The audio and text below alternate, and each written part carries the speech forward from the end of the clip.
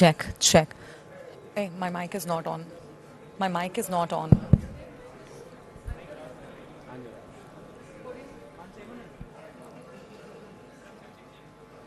Check. Sound check. Request you all to kindly settle down. Good evening to everybody. Honorable Chief Minister is right here outside. He might step in any minute now. Requesting all of you to kindly settle down and maintain silence.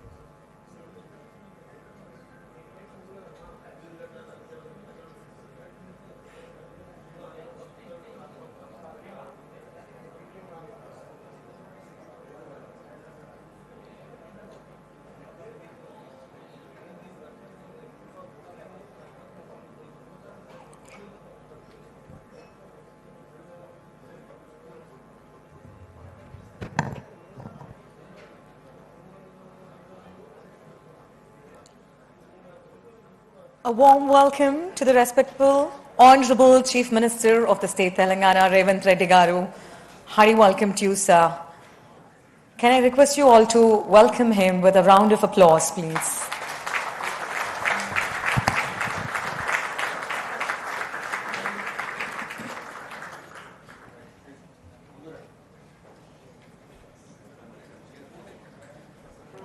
We'll just give 30 seconds for everybody to settle down.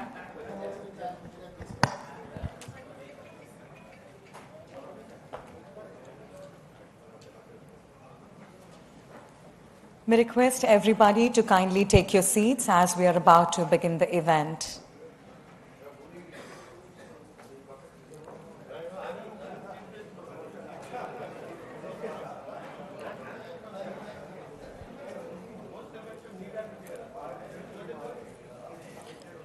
Shall I start? Sir, shall I start? Yeah. Andarki Namaskaram. Good evening. To the Honorable Chief Minister of the State Telangana, Revanth Reddy Gariki, Honorable Chairman, Legislative Council, Gutta Sukendra Reddy Garu, and to Honorable Deputy Chief Minister, Batti Vikramarka Garu, Honorable Ministers, Honorable MPs, MLCs, MLAs, Chairpersons of different corporations, diplomats of various countries, eminent persons from the industry, healthcare, construction, hospitality, judiciary, subject experts, media, senior officers, state administrators, environmentalists, honorable dignitaries, I welcome you all to the presentation of the River MUSI Rejuvenation. Ippudu Telangana Rashtra Geetam kosam మీ అందరినీ నిలబడవలసిందిగా కోరుకుంటున్నాము. I request you all to stand in the honor of Telangana state song. Thank you.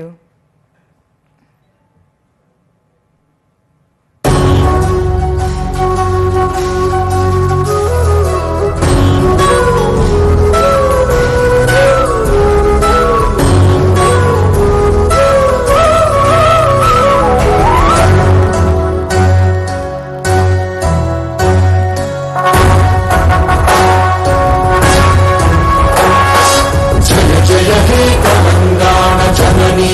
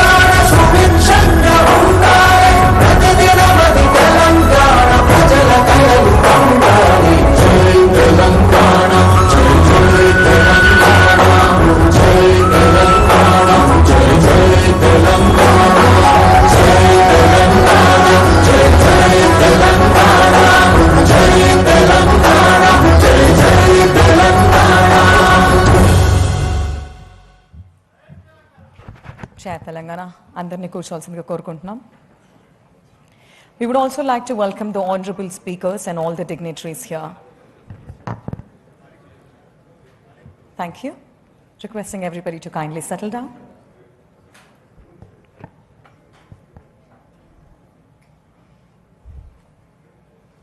We also have Honorable IT Minister here. Warm welcome to you, sir.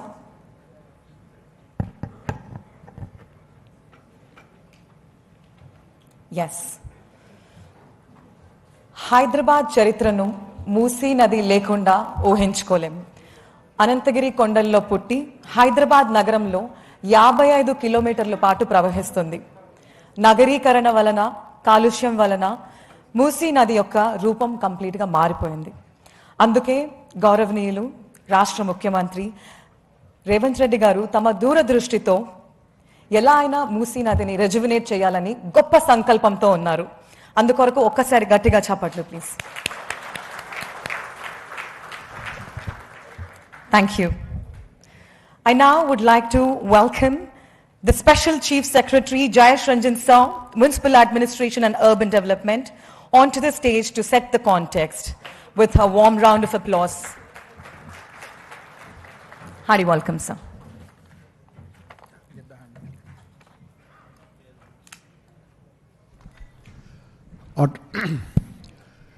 Honorable Chief Minister, sir, Honorable Deputy Chief Minister, Honorable Speaker, sir, Honorable Council Chairman, respected ministers, advisors, members of Parliament, members of Legislative Assembly, Legislative Council, representatives, chairpersons of various corporations, all our invitees, our guests, distinguished members of the diplomatic services, senior industry representatives from various verticals like manufacturing sector, healthcare, property development, entertainment and media, and all the domain experts who are here, all the environmental civil society organizations.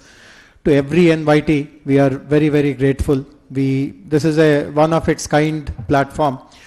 You would not have seen something like this before. For the sake of transparency, for the sake of accountability, for the sake of consultation, such a wide platform has been created, and we are very grateful that all of you have responded. I mean, I see a full house. Some people are standing. Very shortly we'll find chairs for all of you. Just bear with us. As all of you would know, within weeks of taking office in the year 2023, Honorable Chief Minister announced a slew of flagship projects. Of course, the 6 guarantees are well known, but there were other important developmental initiatives which were announced by Honorable Chief Minister. And to revive and rejuvenate MUSI River was one of the important ones. I have had the pleasure of accompanying Honorable Chief Minister to few of his international visits. And I know for sure that wherever Honorable Chief Minister has gone, one of the first demands that he has put on us is that please find out if there is any water body, if there is any river, and how has that country developed that river. And in the process, Honorable CM has visited the Thames River, the rivers in Tokyo, in Seoul, and in so many other places as well. And everywhere we have seen that the rejuvenation of the river has created a huge multiplier effect for the economy of that city and of that country. And we all know historically why when the Asaf Jahis set up their dynasty, they chose the riverfront to establish all the important institutions. But obviously over a period of time, due to neglect, due to inadequate attention on planning, on resource support, the river today has become an embarrassment for us. In fact, I come from the north of the country. We have mighty rivers, we have bridges, and when you cross a bridge over a river, you get a sense that I'm crossing something. I mean, there is something very special which is happening. Here, when you cross any bridge over MUSI, you don't even notice that you are crossing a river. It has become so insignificant, etc. I can share something else which is very personal. In fact, the MUSI River Rejuvenation Plan was tried out way back in 2005 also. I was the Vice Chairman of the Hyderabad Urban Development Authority. which is called Huda. The then Chief Minister Dr. Y.S. Rajshekar Reddy had asked us, and at that time GHMC was called MCH, to look at the river rejuvenation project. We had engaged a very eminent architect called Hafiz Contractor to guide us. But we were not able, he gave us good ideas, but we were not able to make any progress because one very fundamental question could not be answered. And that fundamental question was, how do you bring water into this river? This river can be, so much of landscaping can be done, so much of other things can be done. And just because this fundamental question could not be answered, we could not make any progress over the last 2 decades. And I'm sure you would have read about it. One of the smartest river interlinking projects is happening here. We are now supplementing Godavari river water into this river to make it perennial, and obviously various other things will happen. The last point which I want to make is about the format of today's interaction. As soon as I finish, I would request my colleague, the Managing Director of the MUSI River Development Corporation Limited, Mr. E.V. Narasimha Reddy, to explain using a presentation. We have engaged a very reputed consortium of agencies to prepare the master plan for this river rejuvenation. These are all international companies. It is led by a Singapore-based company called Mainhart, along with Rios of United States, Cushman and Wakefield, which is also a global consultancy, one of the big 5. So they have just about a month ago given us the detailed project report for phase 1 of the project. So my colleague will explain about what is there in the DPR. He will also provide a little bit of a historical context. Some of you might have seen some of the displays in the foyer when you would have entered. If you have not, please do look. Take a look before you leave. It has some amazing illustrations and pictures and historical markers of how this river has created an impact, a very deep impact in the history of the 435 years history of Hyderabad. And after my colleague's presentation, we would be requesting Honorable Chief Minister for his address. And before the evening concludes, obviously we have arranged for dinner and accompanied with some entertainment in the outside lawns. So please do make full use of this time that you have chosen to spend with us. And once again, very, very warm greetings and welcome to all of you on behalf of Telangana government. Thank you very much.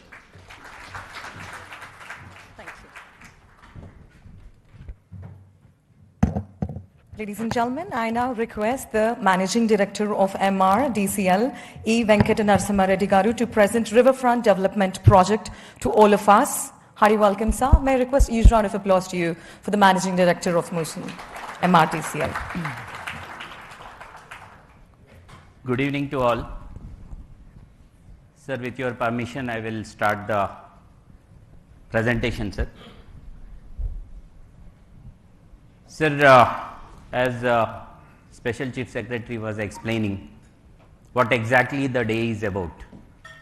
So MUSI River has been there, and the Hyderabad happened along the MUSI. But over the years, how MUSI was polluted, how we are not able to make use of the river that is available to us. The nature has given this to us, but we, in the process of urbanization, the development, how we have changed the face of the river and how we are struggling today. I would like to take this presentation in 10 points. Basically, so just I will give the context of the MUSI, the current crisis, what is the crisis now, and then I go to the global benchmarks of the riverfront projects across the world, across India, government's vision for MUSI development, what exactly the leadership is now thinking of, and what is the vision for 55 kilometers, which is going to be in the second phase also, the phase 1 planning, what it is, and the DPR components. And then we also talk about the river hydrology. When we talk about the river, we have to talk about the hydrology and hydraulics. So many people are having some misconception on the river thing, whether we have done the hydrology or not. I will be trying to explain that also. And prevention of sewage flows. when we talk about the river, we have to curtail the sewage flow into the river also. So, what exactly we are doing on that? And then multi-use buffer zone, why the buffer zone is very important, what the rules say, what the government of India says, all these things also be spoken about. And then Gandhi Sarovar, where the historical importance of Bapu Ghat and how the Gandhi Sarovar is shaping up. Then the east-west mobility corridor, how the decongestion of Hyderabad is going to happen with this very good project. And then the last and not the least one, but it is very, very important. I welcome Honorable Minister Revenue. Also, please join us, sir. The last one is the cultural integration. Hyderabad is known for the culture and also secular Hyderabad. So, how it is going to be connected through the MUSI? This is also very, very important. Under these 10 topics, I am going to cover the entire vision of the government. So, just to see the historical background, this is the picture of 1892. So, this was taken by one photographer called Deen Dayal in 1880s. Hyderabad was founded in 1591 and it grew along the MUSI in the Qutub Shahi dynasty. Then the river provided water for agriculture, trade and daily use. So, this was the river which was giving even the drinking water at that point in time. For 300 plus years, the MUSI was the city's ecological balance. This is the backbone of the city, actually where Hyderabad has grown. This is the picture of that time and how it was, and agriculture was happening, everything was happening. Then what is this MUSI about? So, MUSI rivers starts from Anantagiri hills, and there are two rivers actually. When we talk about MUSI, we have two rivers, one is Musa, another one Isa. These two come and merge, confluence is at Bapu Ghat. That is called Bapu Ghat now. In between, after 1908 floods, two reservoirs were constructed. Before 1908, there were no reservoirs. 1908 floods have made us to have the two reservoirs.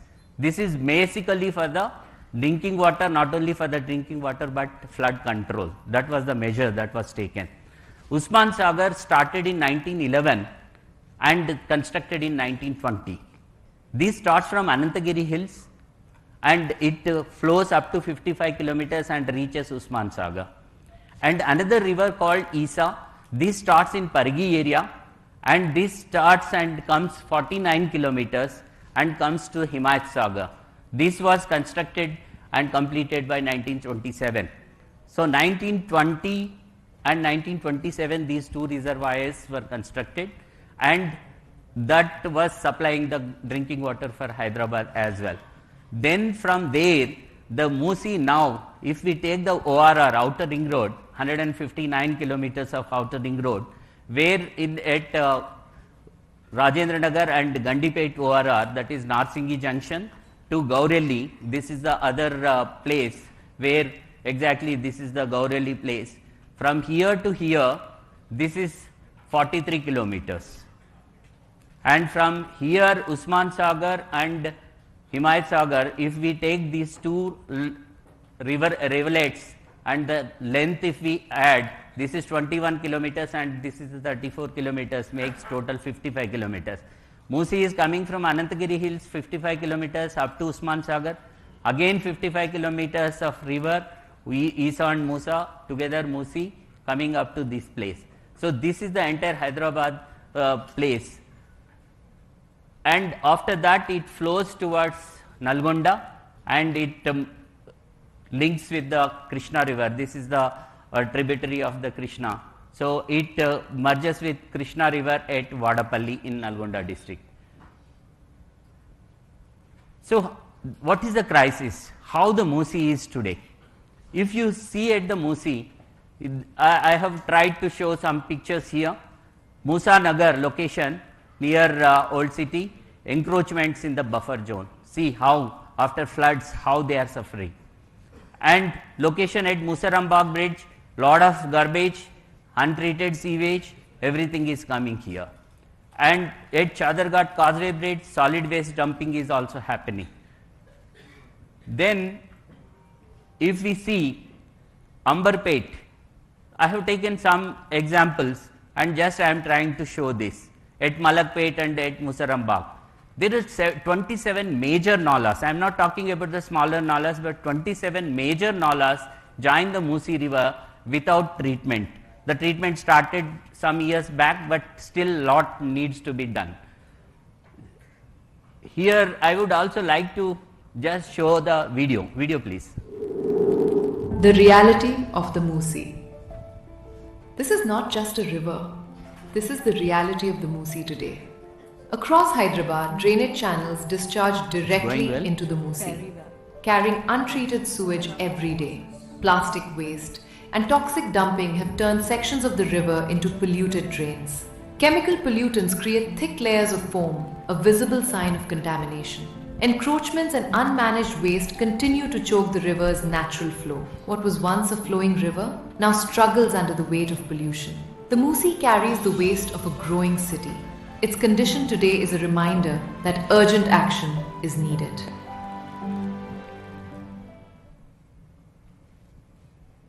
This is the urgency where we are today. So, if we also see the historical paper clippings and happenings that are there, in 2020, 50 people died in heavy rains, flash floods in Telangana. So, this is why, what is the reason for this? Because Musi has to take all the nalas into that. Whatever flood that comes, that has to merge into the Musi and it has to flow uninterrupted. But if that is not happening, then the flooding happens. This is called urban flooding.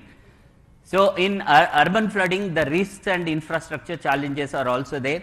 This is one thing that happened in 2025.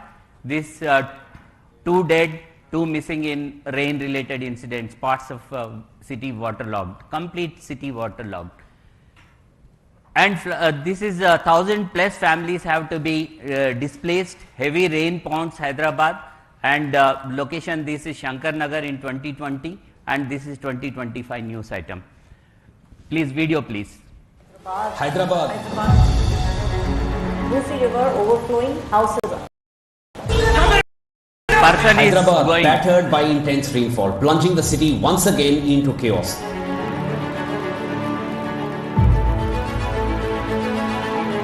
Police moved quickly to close roads around the affected zone. Hyderabad was severely impacted as heavy rain continued to hit the city and several other districts of Telangana, leading to flight diversions and traffic congestion.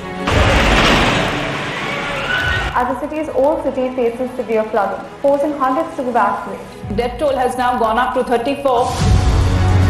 The forces have also joined into the rescue operation to safely evacuate.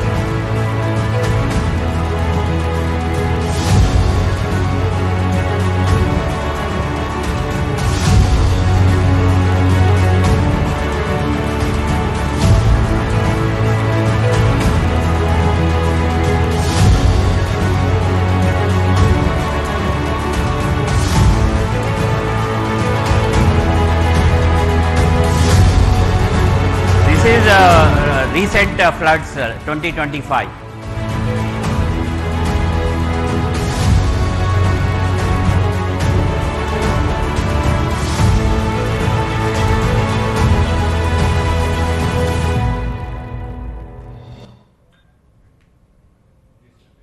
This is how havoc the heavy rains are doing in Hyderabad. So, though we have the river, for taking all this flood into it and just go along the river and it can pass through to the Krishna river and then go to the sea. But because of various obstructions and other things, it is not happening. So, that is the crisis. Added to this, the climate change that is also there. As we have seen, within 24 hours, we are seeing 25 centimeters of rain, 40 centimeters of rain. See, actually all the systems were prepared only for 2 to 10 centimeters max. Even if 10 centimeter happens, the entire city gets into waterlogging, not only here, across the world, across other cities as well.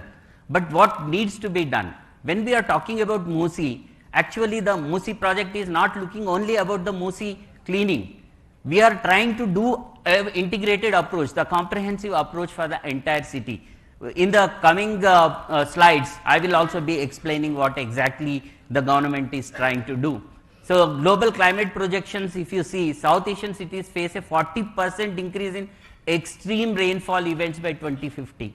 If we are not prepared for that, we are losing out, and the generations coming will definitely curse us.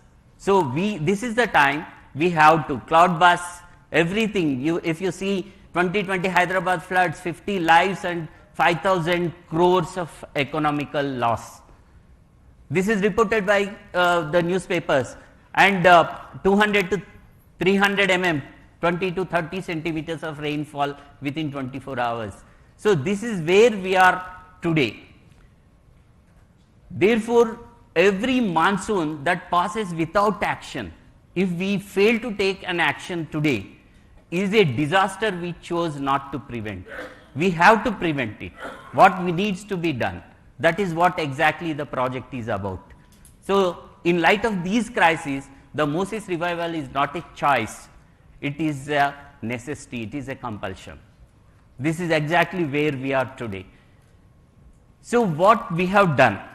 So, having studied the problems here, we are not leaving the problem there. We are trying to find out the solutions. Which are the best practices that are there across the world? We try to see we try to go around the globe and take the inspiration out of it. So, out of this, if you see Cheon Seol river, where this was before doing the riverfront. This is in Seoul, and this is after cleaning that and doing the riverfront. So, the second example is Thames.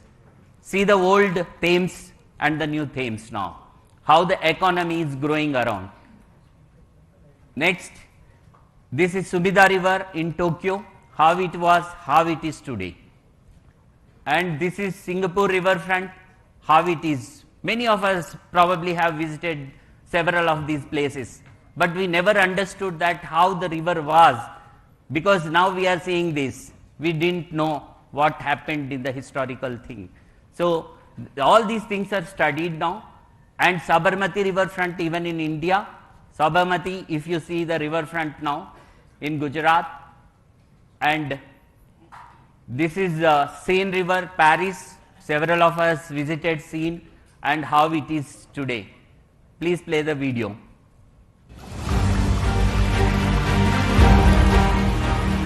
Once, many great cities turned their backs on their rivers. Pollution, encroachment, forgotten waterways at the heart of growing cities. But vision changed their course. Seoul removed a highway to restore the Cheonggyecheon stream, bringing water, nature and people back to the city. Tokyo revitalized its riverbanks, creating vibrant public spaces along the Sumida River. London turned the Thames into a thriving cultural and economic corridor. Singapore transformed a polluted waterway into one of the world's most celebrated riverfronts. Paris transformed the banks of the Seine River into vibrant pedestrian spaces. Ahmedabad turned the Sabarmati River into a thriving public riverfront. Across the world, cities chose to restore their rivers and reshape their future. Now, it is Hyderabad's moment. The revival of the MUSI begins.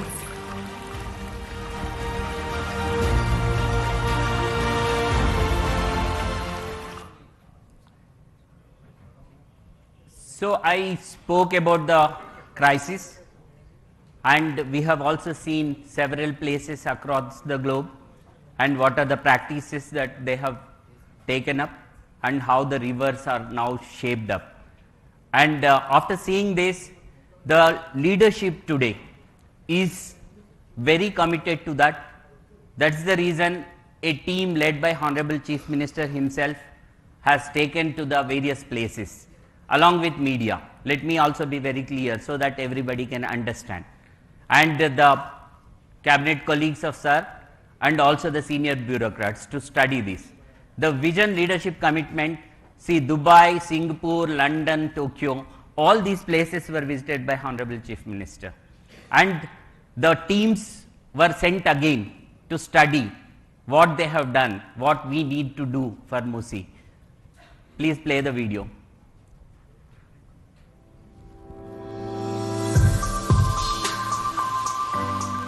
Here we are trying to show the riverfront and also Honorable Chief Minister's visit there.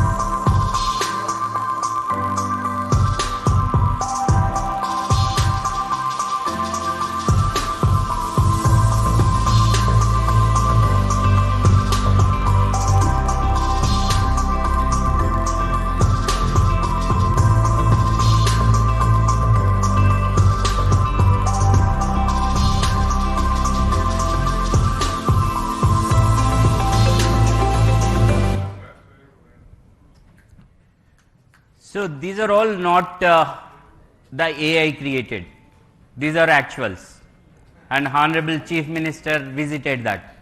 So when we are trying to show the vision, people are thinking that AI, but that is based on the actual study that is done and the pictures are presented here.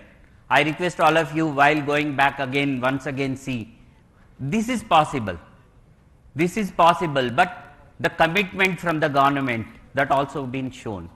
So this is the right time, we have to arise and we have to see that this happens. Then what we have done on this front, for the last 1.5 to 2 years, the field study is done, the understanding is done, the data collection is done. First, data collection is very, very important. After data collection, that is collated, and then the study happened, and we are coming out with a plan. The plan will be implemented. I am trying to just showcase the plan, what we are exactly thinking of. In this particular thing, Hyderabad is going towards blue and green Hyderabad. As you are aware, already we have a beautiful ecosystem here. We have 1,000+ lakes within Hyderabad's jurisdiction in the Cure area. Now we are calling core urban region economy area. Within that, about 2,000 are there, but we are going to take up at least 1,000 lakes. Already the activity started, rejuvenating or lake improvement happening, and that will go on. That is one. This is a lake system having the chain system. One lake is full, then the overflow of that lake comes to the other one, second, third one, and then it comes into the MUSI. So we are also targeting that, that is also happening. Then the clean river, what does it mean? There is no sewage flow into MUSI. How to treat this, where to send this, how to utilize the resources that are available. Second is the flood mitigation. I have shown how the floods are making havoc in city. So this is also very important to save the lives and properties of the people and also to thrive the economy in Hyderabad. So flood mitigation measures, accessible riverfront. When the river is there, people have to enjoy the riverfront. They have to have that ecological balance and they have to enjoy the riverfront so that the public spaces have to be improved. Connected city. See, river is there, how to connect it. So the mobility is also another factor that is also considered in this project. And sustainable development. Every development that is taken up has to be a sustainable development. These days we are talking global SDGs. With this river, at least we are attempting to have 6 sustainable development goals achieved into this. This is what exactly. And we have very rich heritage. Probably some of you might have seen what we tried to show from Vishnu Kundins now to the present day, how the history has shaped up and how the history has given invaluable heritage to Hyderabad. We have to restore it and protect it. And the most important thing is with all these things, now you have seen all the videos of Tokyo, Singapore and London, every city, the economy is thriving next to the river. Night economy is there. So why not we have, so that the people can also work in the nights, blue collar jobs will come and they will earn very good amount to live, livelihoods improvement. Then we have also done some analysis and compared with other rivers. So in the Seoul, the Chong Yecheon river is developed only 5.8 kilometers. What we have seen is only 5.8 kilometers. And Sabarmati riverfront in phase 1 they have done 11.5 kilometers. In phase 2 now they are doing 13 kilometers. Subida river Tokyo 23.5 kilometers. Seine river in Paris 29 kilometers. Thames London 39 kilometers. MUSI phase 1 itself we are taking up 21 kilometers. So comparables, we are trying to compare with the world global best practices. And MUSI full vision will be 55 kilometers, the balance will be taken up in phase 2. So how it is going to help the economy? When we talk about the economy, Honorable Chief Minister always speaks of the night economy and economy around the river. What exactly that means? Most of the people may not have understood this. We will try to just explain here for these rivers. 5.8 kilometers of Seoul river, when it was done, urban stream corridor is developed and 50,000 plus daily visitors are going there, just 5.8 kilometers. And 9 plus billion USD investments have come next to the river. And 190 million tourists over 10 years. So this will become an economic hub. This is how Seoul has taken the advantage of the river. And then come to the Thames river, 39 kilometers, 27,000 plus daily visitors, 2.98 billion USD economy, 1 lakh plus employment opportunities. This is what exactly we are speaking about. And Sumida river Tokyo, 23.5 kilometers, 1.5 lakh plus daily visitor every day, 1.5 lakh people visit that, and 67.14 billion USD investments have come along the river, and over 30 million plus tourists visits annually. And Singapore riverfront 3.2 kilometers only, and here if you see 40,000 plus daily visitors, probably among the August house, probably 40 to 50% people might have visited this place. 23.9 billion USD in revenue per annum and 16.9 million tourists annually. When these many tourists come, the employment also comes. So for the local youth, local people, lot of employment can be created. Seine River, 40 million annual visitors, 29 kilometers and 7.4 million job opportunities. 30% of the economy is driven by tourism. This is very, very important. See, Paris, everyone knows tourists go there. The Eiffel Tower is on the river Seine. So here, if we have something of that kind, the global tourists can also come in, not only the domestic tourists. Sabarmati riverfront also 11.5 kilometers, now it is shaping up, 85,000 plus job opportunities created. So this is exactly where we are. Cities around the world are turning. They are shaping up their rivers, riverfronts into economic powerhouses. Why not we? What could 55 kilometers of fully realized riverfront unlock for Hyderabad? Just I am trying to put this in your minds and in everybody's mind. If those countries can do with the smaller extent of riverfront, so much of economic activity, job creation, tourist attraction, thereby economic growth of that country, why not for the Hyderabad now? Why we should not take that advantage? That's what exactly Honorable Chief Minister thinks and the state government thinks. So then we have studied, prepared the master plan. In the master plan, this is in 2 phases. Phase 1 is for 21 kilometers and 55 kilometers master plan also. I am trying to just show how we are proceeding further. I'm now switching on to the technicalities into that. I will try to touch upon some of the technical things here. Sir, I think I can have the time, sir. So 55 kilometers is divided into 5 zones. So based on the population, based on the river stretch, these zones are identified. If you see the zone 1 from Gandipet, that is Usman Sagar, and this is Rajendra Nagar, where Himayat Sagar is there. There are 2 rivers, one is Musa River, another one is Isa River. Both put together are becoming 21 kilometers.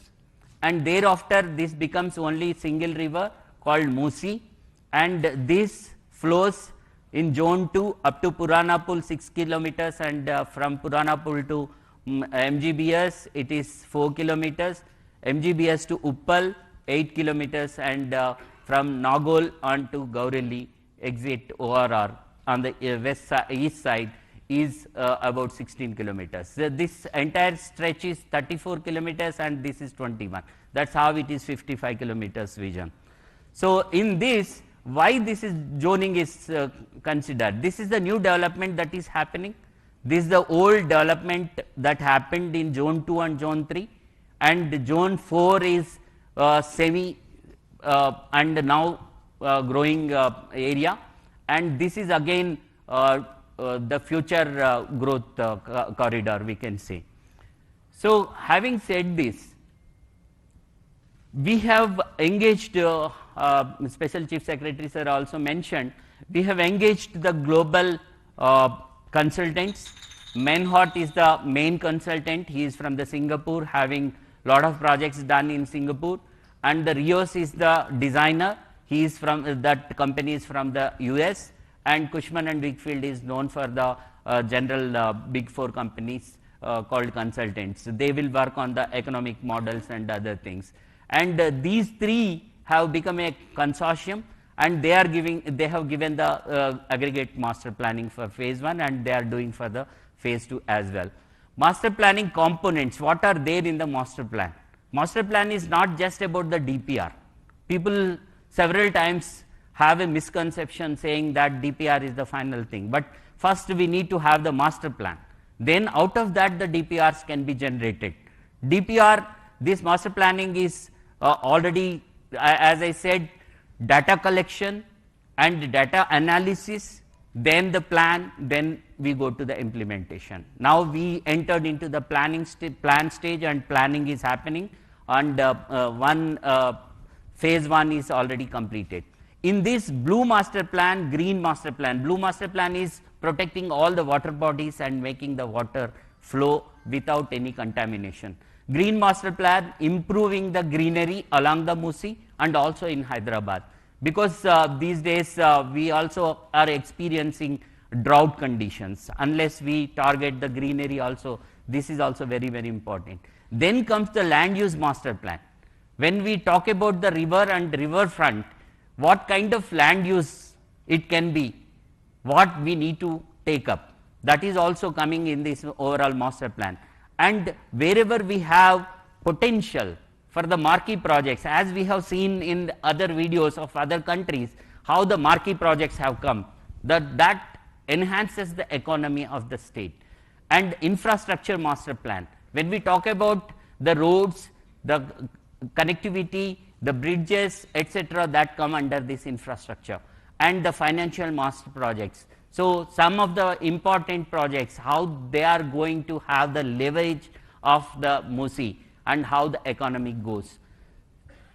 So that covers everything. Phase 1 covers 2 river stretches, as I was explaining, from Gandipet to the Bapu Ghat, now we are calling it Gandhi Sarovar, and Himayat Sagar to Gandhi Sarovar, total 21 kilometers. This, what exactly are the components now we are looking at when we are talking about the MUSI? As I was explaining, just not cleaning the river, just not making some pathways and showing that river cleaning happened, riverfront happened, it is not like that. So river cleaning, accumulated silt and debris removal has to happen, and that too it has to happen very technically and scientifically. For this and riverbed profiling, we have to do the riverbed profiling and flood mitigation. This is most important. And slope stabilization. Unless we have the embankments properly, we cannot curtail the floods. We have to do that. And roads along the river bank, this is about the connectivity east-west corridor. Trunk sewer mains, this is also very, very important. This is exactly what I was talking about. Unless we treat entire sewage across city and not allowing it directly enter into the MUSI without treatment, again the MUSI cleaning is not happening. So that's the reason this is also integrated and the plan is comprehensive. And water retention structures. So we have to have the water in the river all through 365 days, so that some boating can happen, some people can go in the evenings and relax there, and the night economy happens there. Unless we have the water throughout, we cannot improve the tourism, economy and other things. That's the reason here I will come in the next slides, the river Godavari river linkage, how it is happening. Riverfront development. After doing all these things, the riverfront has to be developed so that the public spaces are developed, public access can be developed, public can go there. For this entire phase 1, for all the development works up to 7, it is going to be around 6,500 to 7,000 crore only. So we are going to spend this money on these 7 components for this 21 kilometer development. And this doesn't include the land acquisition if required, or we have come out with a new policy, TDR policy, even for the people who are having the land ownership in the riverbed and also in the buffer, they will be appropriately compensated under TDR. And this is why in the next slides you will understand what buffer is, why it is required, etc. So understanding the river is very, very important. Unless you understand the river, what is the flow of the river, you cannot plan it. It is haphazard planning and it cannot sustain. When we talk about the sustainability, we have to understand the science, safety and hydrology of the river. In this, we have studied extensively the overall catchment area of these 2 reservoirs. The Usman Sagar reservoir catchment area is 740 square kilometers. As we were telling, it starts from Anantagiri and comes up to Usman Sagar, Gandipet. And Himayat Sagar reservoir, The catchment area is 1362 square kilometers. This starts at Pagi and comes up to Himayat Sagar. The blue one is the Gandipet one, and this green one is the Himayat Sagar. You can see Himayat Sagar here and Gandipet here. This is the catchment area. So whatever rain that falls there, that comes into these reservoirs, that study is also there. Catchment area map of downstream nalas after the reservoirs. This is entire Cure area now. In this, how the nalas and the catchment, that drainage system, the drainage pattern we call, how it is entering into the river, this is also studied. Then this is very, very important for all of us. Given situation of the river, if we leave the river like this, why the floods are happening? If the river is left like what it is today, so with the study that is there, done through two simulations, one is HEC HMS and another one is HEC RAS. What is this HEC HMS? This is Hydrologic Engineering Center run by US Army Corps Engineering. They have developed hydrological modeling system. Hydrological modeling system. This is a software where we have to run the river widths, river lengths, river flow, river hydraulics, and then that gives how the flooding happens. If you see the blue marks, if the full flow of the river comes, the flooding happens up to these places. And this HEC-ROS is the river analysis system. So this analysis is done in both the softwares, so that we are thorough on this. And not only this, if after studying this, what should be the cross section of the river, we have identified. And if the river should not come outside the embankments, if this flooding should not happen, which is causing lot of human loss or even the property loss and the economic loss. So in order to contain this, we have to have proper sectioning of this. I will be coming to the section in the next slide. This is the slide. So in order to curtail, I will just go back again. If the section is properly done, giving the river back of its property, river ki property undi, dan property daniki manam ichcheste adi bayataku raadu. So danni manam cheyalsina avasaram undi. So over the years maname ekkadekkodo katteskoni undundొచ్చు. అలా కాకుండా రివర్ని సరిగ్గా దాన్ని ఎంత water పోవాలి flow అది మనం అలో చేస్తే అది బయటకు రాకుండా ఉంటుంది. This modelling shows that, and after this we have arrived at this section. And this entire flow actually if you see here, this is for the Himayat Sagar stretch from Himayat Sagar to the Bapughat, that is the Gandhi Sarovar now. Up to that, after study, this is 1.53 lakh cusecs of water. In the 2025, actually the maximum flow we have taken from Himayat Sagar was only 36,000 cusecs. But this Himayat Sagar was designed for 1.53 lakh cusecs. Unless we see the downstream of the river properly and do the section, again the floods will happen. That's the reason we have taken National Institute of Hydrology, Roorkee also on board, and they have also vetted it and certified. Based on that, from the river, middle of the river, on both sides, if we maintain 100 meters including the buffer, the river will flow like this. The river will flow 1 in 5 years or 1 in 25 years. This is return period, what as per the technical term it is called. This takes about 60,000 cusecs.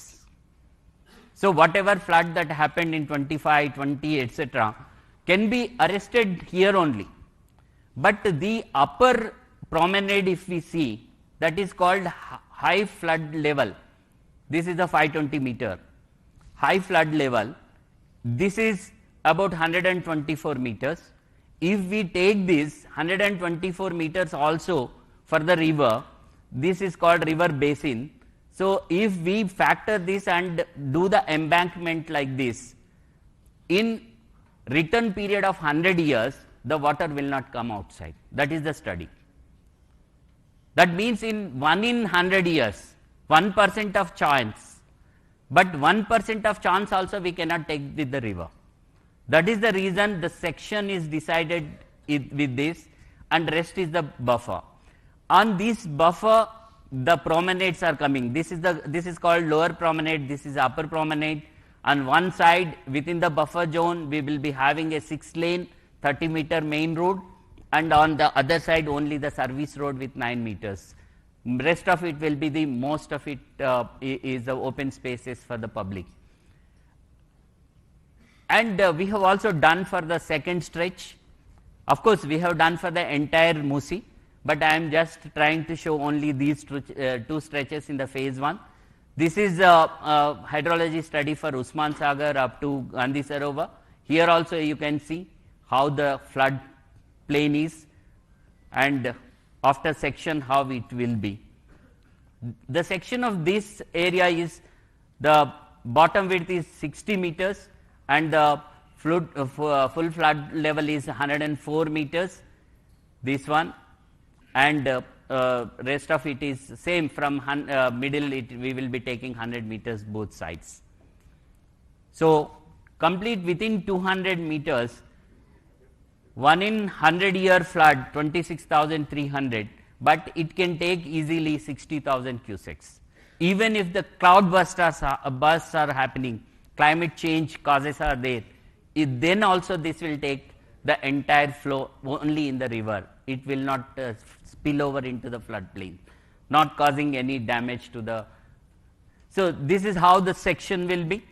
So, we will be having a toe wall constructed, and slopes will be created so that the speed of the river cannot be obstructed. The river will flow. This is the lower promenade and this is the upper promenade. On the upper promenade, see, if you see here, this is the lower promenade, and the upper promenade, this slant, we will go for the greenery or different combinations. We can also with Gabion structures or any wherever, if the speed is required, if the slant slopes are not withstanding, we have to go with the CC, but we have worked out for every 30 meters. See, why we are talking about buffer? It is not the state's thing, but it is the Central Water Commission, Ministry of Jal Shakti, which says how the river has to be protected, what needs to be done. If you see this graph, exactly what it says. This is 1 in 5-year return period flood. It is a protected area. When we say protected area, there is no construction allowed. This is the river bed. So, river bed, no construction is allowed. Then 1 in 25-year return. That is what exactly I was trying to show. 1 in 25-year return period, that is called regulatory area. This regulatory area in fact is the buffer zone, including a part of 100-year return also. So, this is how the section of the river has to be decided. That is how Telangana government has decided in 2012. GO 168 clearly says 50-meter buffer for the river in the municipal corporation areas, and it was reiterated in 2016 by GO 7. It is 50 meters buffer on both sides of the river. This is very clear in GO 7. So, this is exactly the study. This is not from out of blue, or it is the state's thing. It is as per the CWC norms. And also the National River Conservation Plan, this also very clearly says what can be taken up in the river zones, riverfront zone. So, riverfront zone, what exactly now we are planning? Approach roads and open spaces, public spaces, cycling, trekking. So all these, see, the idea is that some people will come, evacuation can easily happen if there are any flash floods. That is the reason in the protected area, no permanent construction is allowed. So that is a working place. Somebody can come and go. If we want to stop it, we can stop. Residential is not allowed. That is very important. People can also refer the guidelines. Source is Technical Guidelines on Floodplain Zoning, Central Water Commission, again issued in July 2025, based on various Supreme Court orders, national NGT orders, and all these things. I request all of you, please do study that. So then we are coming to how the river will be cleaned. So one is completely cleaning it. It is not possible because there will be some toxins and other things. When we have to disturb them, we have to disturb them in a proper condition. But it can happen over a period of time if we substitute that water with fresh water, the surface water. For this, already a project is already taken up by the government. If you can see, this is the Godavari linkage that is coming all along the ORR and coming to Usman Sagar and then Himayat Sagar. Total 20 TMC of water is allotted and already work started under Hyderabad Metro Water Supply and Sewerage Board. And out of this, exclusively 2.5 TMC water is allocated for MUSI rejuvenation. This is exactly what I was trying to tell. So in the river, all through 365 days, there will be water, that is the fresh water that comes from the river Godavari. So this is the river linking project, special CS was also mentioning. So this is one, getting the fresh water there. Then what is the second thing? Second thing is we have to treat the sewage in the entire city. Sewage treatment and trunk sewer mains. After treating or before treating, we should not allow the sewage to pass into the river. So what exactly now it is happening on the sewage front? This is another very important thing. So if you see, there are STPs already existing. Here a representative photo already functional, this one Ambapet. 772 MLD existing STPs 25 are there and 1106 MLD already commissioned and works are going on in good pace 27. 972 MLD ongoing STPs under Amrut scheme 39 are under progress. So these many STPs are happening and this is the existing one. These are the new ones, already construction is going on. In the phase 1, the Narsingi already started. The STP work is started. What remains to be done? What remains to be done is taking the nalas into consideration. Along the MUSI, we have to have the diversion drains. And these are bigger ones, red ones are the existing STPs. If we are not doing another big STP, we have to divert it here and bring it here likewise. And this is the part of the project where we were talking about phase 1, the sewage treatment, the trunk mains are all happening here. So this is the picture that is showing how the trunk mains are coming, how the sewage will be diverted to the STP. Here is one STP, here is one STP, another one and another one. There are 4 STPs nearby. This is treated and coming and joining in the river. But even after that, we have to have other side because this is treated and it is merging. For other side, it will come and go to Attapur. For the first time in the Hyderabad, we are coming out with one underground STP as well. So the red marks are the trunk mains that lead to the STP and this is connected. Here I would like to just bring to the notice of the August House. Earlier also the diversion lanes constructed, if you see the yellow line, that is exactly in the MUSI.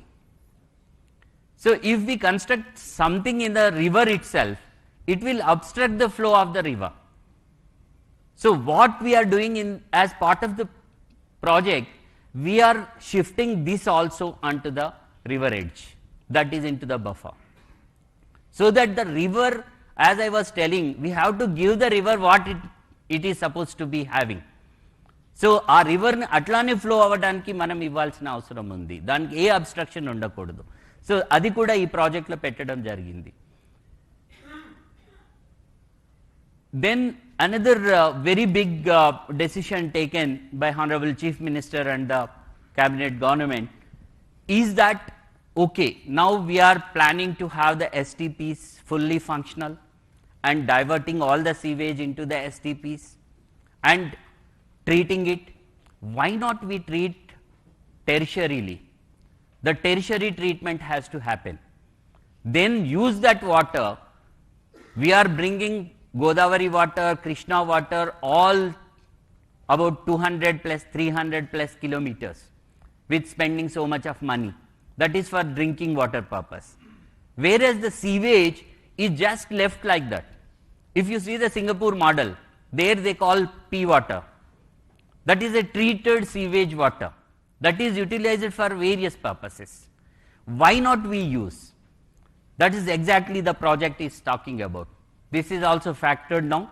After treating this sewage water, tertiary treatment will be done. This water will be supplied to the industry and particularly the data centers that are coming up. Already Metro Water Supply and Sewerage Board is working with TGIC, where the industrial areas are coming up. For example, Future City and also the Chandan Valley industrial area. A pipeline will be laid. Before that, at every treatment plant, we will be having a storage reservoir. Therefrom, it will be pumped to the respective industrial areas. Not only that, we will also be requesting all the developers here, sitting here, in the construction invariably we have to use this treated water. And also all the greenery that is coming up in Hyderabad, around ORR, we are also having contemplated already ring bund along the ORR, along the drinking water line. Next to that, new water pipeline will come. This will have storage tanks wherever necessary. There from the tanker supply can happen. Even the big industries, we will have the pipeline itself, and the entire greenery will be supported by this water system only. This helps in two ways.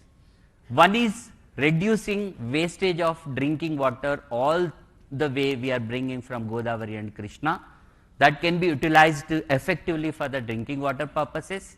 For all other purposes, we will get the water at a lesser price. HMW SSB as on today is giving at something like including sewage 60 to 180 rupees per kiloliter for the industry, because they are getting all the way from that is the raw water that is given, that is actually potable water. But if we use this, it will come down to 70 or 80 rupees. It is going to help the industry as well, and also burden on the drinking water requirement. In the future, city is growing like anything, and in the core urban region economy area, we will be needing more drinking water. So this is another very good initiative that is flagged into the project. This is a strategic mobility intervention. So as part of this, how many bridges are coming? And as I was talking about the retention of the water, there will be one barrage here, one barrage at Narsingi, another one at Gandhi Sarovar, so that the water always remains along this river.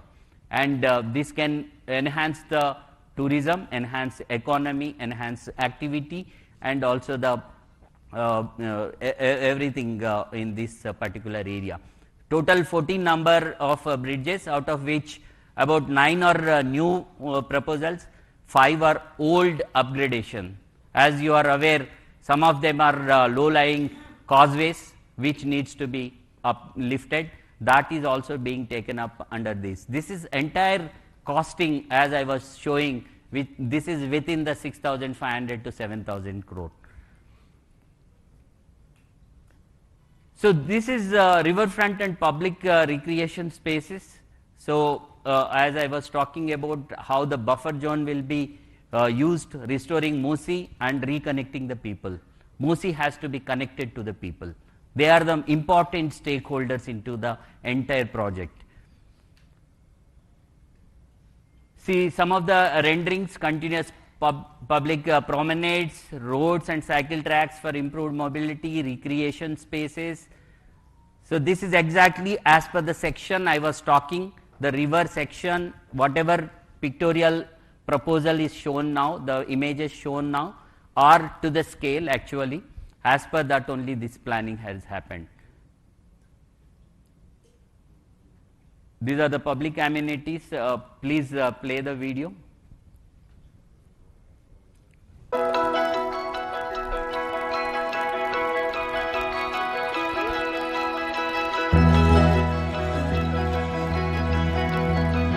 A paper this तरफ.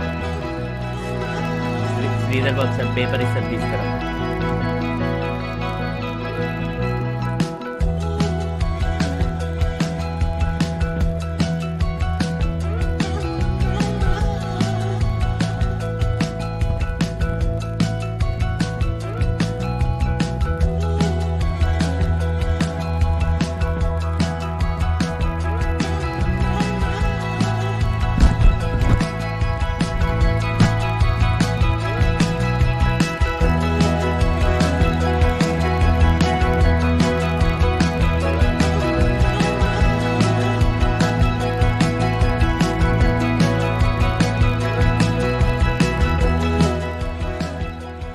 ఇక్కడ greenery కూడా చూస్తే మనము నేచర్కి దగ్గరగా ఉండేట్టుగా ఎక్కువగా plan చేస్తున్నాం. Ecological బ్యాలెన్స్ని కూడా దృష్టిలో పెట్టుకొని తయారు చేయడం జరుగుతోంది. సో అది చాలా ముఖ్యమైనటువంటి విషయం. సైకిల్ ట్రాక్స్ వస్తాయి, ఇట్లా క్రాస్ ఓవర్ బ్రిడ్జెస్ వస్తాయి, ఇందాక మనం అనుకున్న 14 బ్రిడ్జెస్ వస్తాయి. బరాజ్ ఉన్నందువల్ల ఈ నీళ్ళు ఆగుతాయి, దాంట్లో బోటింగ్ అది అవుతుంది. సో ఇది ప్రపోజ్డ్ రివర్ ఫ్రంట్ మనం ఏదైతే సెక్షన్ అనుకున్నామో రివర్ సెక్షన్ దానికి అనుబంధంగా తయారు చేసిందే. సో రోడ్ మనం అనుకుంటున్నాం 6 lane road next to the river. This is going to be the east west corridor. మనకి నార్సింగి నుంచి గౌరెల్లి వరకు, అంటే అటు విజయవాడకు వెళ్లాల్సిన వాళ్ళు హైవేకి, ఇటు బొంబాయి వెళ్లాల్సిన హైవేకి ఈజీగా కనెక్ట్ అవుతుంది. అదేవిధంగా బీజాపూర్ హైవేకి కనెక్ట్ అవుతుంది. So this is how we have envisioned with the technical study. The study happened for 1.5 years. We have gone around and seen every place, and Honorable Chief Minister himself seen, and he has given lot of inputs into that, and this is exactly the master planning happened. Now the DPR is also ready for the phase 1, and we will be immediately starting. As I was talking about the Gandhi Sarovar, what is the relevance of the Gandhi Sarovar? చాలా మంది అడుగుతారు, ఈ గాంధీ సరోవర్ ఇక్కడనే ఎందుకు ఉండాలి, ఇలానే ఎందుకు ఉండాలి, ఇలాంటి ప్రశ్నలు చాలా మందికి ఉన్నాయి. చాలా మందికి హిస్టారికల్ బ్యాక్గ్రౌండ్ తెలిసి ఉండకపోవచ్చు, కాబట్టి ఒకసారి అది కూడా మనం తెలుసుకోవాలి. మహాత్మా గాంధీ 1948లో ఎప్పుడైతే ఇతన్ని కాల్చి చంపబడినారో, మహాత్మా గాంధీ గారి యొక్క యాషెస్ 1948లో సుమారుగా 12 నదులకు పంపించారు. 12 నదులే కాకుండా కన్యాకుమారిలో 2 సముద్రాలు కలిసే చోటికి కూడా పంపించారు, అక్కడ కలిపారు. ఇక్కడ మూసా అండ్ ఈసా 2 రివర్స్ కలుస్తున్నాయి కాబట్టి ఇది కూడా ఒక సంగమం, అంటే సంగమాలని టార్గెట్ చేయటం జరిగింది. ఇక్కడ ఒక సంగమం ఉంది అనే ఉద్దేశంతో ఇక్కడికి వచ్చి వారి యొక్క యాషెస్ కూడా కలిపారు. అందుకనే అప్పుడున్నటువంటి ప్రభుత్వం అప్పుడే గవర్నమెంట్ ల్యాండ్ దీనికి ఇచ్చి సుమారుగా 66 ఎకరాల భూమిని ఇచ్చి ఇక్కడ బాపు ఘాట్ అనేది పెట్టడం జరిగింది. బాపు ఘాట్ ఇక్కడ మీరు బొమ్మ చూస్తే గాంధీ గారు ఉన్నారు. మనం 30th జనవరి ప్రతి సంవత్సరం కూడా ఇక్కడికి వెళ్ళి వారికి మన నివాళులు అర్పిస్తూ ఉంటాం. ఇక్కడ ఇది మ్యూజియం కూడా ఉంది.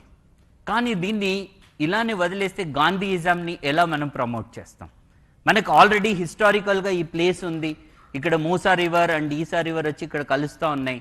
దీన్ని ఒక స్టడీ ఏరియా గాంధీయన్ ఫిలాసఫీ మీద డెవలప్ చేస్తే ఎలా ఉంటుంది అనేది ఒక ఆలోచన వచ్చినప్పుడు సీఎం గారు దాని మీద మనకి చాలా ఐడియాస్ ఇవ్వటం జరిగింది. దాన్ని బేస్ చేసుకునే వర్కౌట్ చేయటం జరిగింది. దాంట్లో ప్రముఖంగా ఈ టవర్లో అన్నీ కూడా గాంధీకి సంబంధించి క్రింద మ్యూజియం ఉంటుంది. If you see statue of peace Gandhi గారు ఉంటారు. హ్యాండ్లూమ్ ట్రైనింగ్ సెంటర్ ఉంటుంది. ఇక్కడ education and knowledge hub and research ఉంటుంది. నాలెడ్జ్ హబ్ అంటే రీసెర్చ్ కూడా అవుతుంది. గాంధీ మీద ఎంతో రీసెర్చ్ జరుగుతూ ఉంటుంది. మనకు తెలుసు చాలా చోట్ల పబ్లిక్ రిక్రియేషన్ స్పేసెస్ ఉంటాయి. అంటే పబ్లిక్ స్టూడెంట్స్ యూత్ అందరూ కూడా అట్రాక్ట్ అయ్యి అక్కడికి వెళ్ళడానికి పబ్లిక్ రిక్రియేషన్ స్పేసెస్ ఉంటాయి. మెడిటేషన్ అండ్ వెల్నెస్ విలేజ్ ఉంటుంది.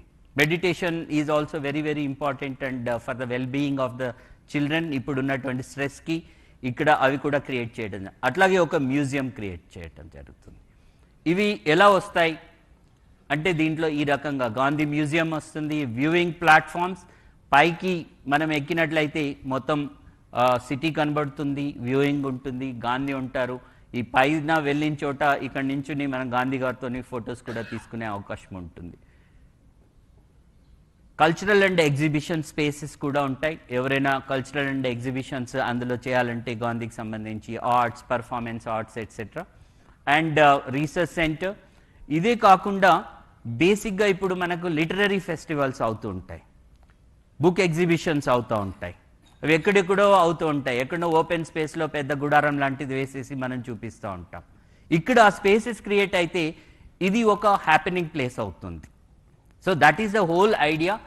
ఇది సుమారుగా 200 ఎకరాలలో ఈ గాంధీ సరోవర్ డెవలప్మెంట్ జరుగుతూ ఉంది. Video please.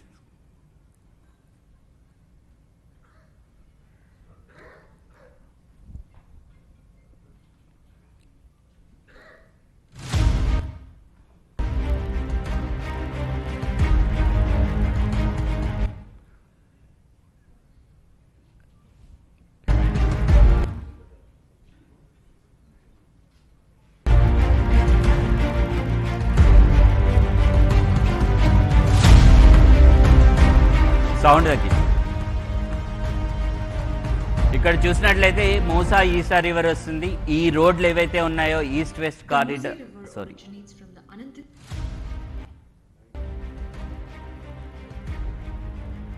ఈ బిల్డింగ్స్ అన్ని కూడా ఎడ్యుకేషనల్ ఇన్స్టిట్యూషన్స్ వస్తాయి అండ్ దానికి రిలేటెడ్ యాక్టివిటీ కూడా జరుగుతుంది. ఇది ఇక్కడ ఇప్పుడున్న ట్రయాంగిల్, ఈ రెండు రివర్స్ కలిసే చోట ఇది కాన్ఫ్లుయెన్స్. ఇది east west corridor elevated road వస్తుంది. నార్సింగి నుంచి వచ్చి ఇది గౌరెల్లి వైపు వెళ్తుంది. అండ్ ఇది గాంధీ గారి చెరకాలాగా తీసుకొని దీన్ని ఒక లండన్ ఐ లాంటిది ఫెరీస్ వీల్ పెట్టడం జరుగుతుంది. ఇక్కడ ఒక ఆడిటోరియం వస్తుంది. ఏవైనా యాక్టివిటీస్ గాంధీకి సంబంధించిన కానీ మిగతావి జరగడానికి కూడా మనకి ఇందులో అవకాశం ఉంటుంది.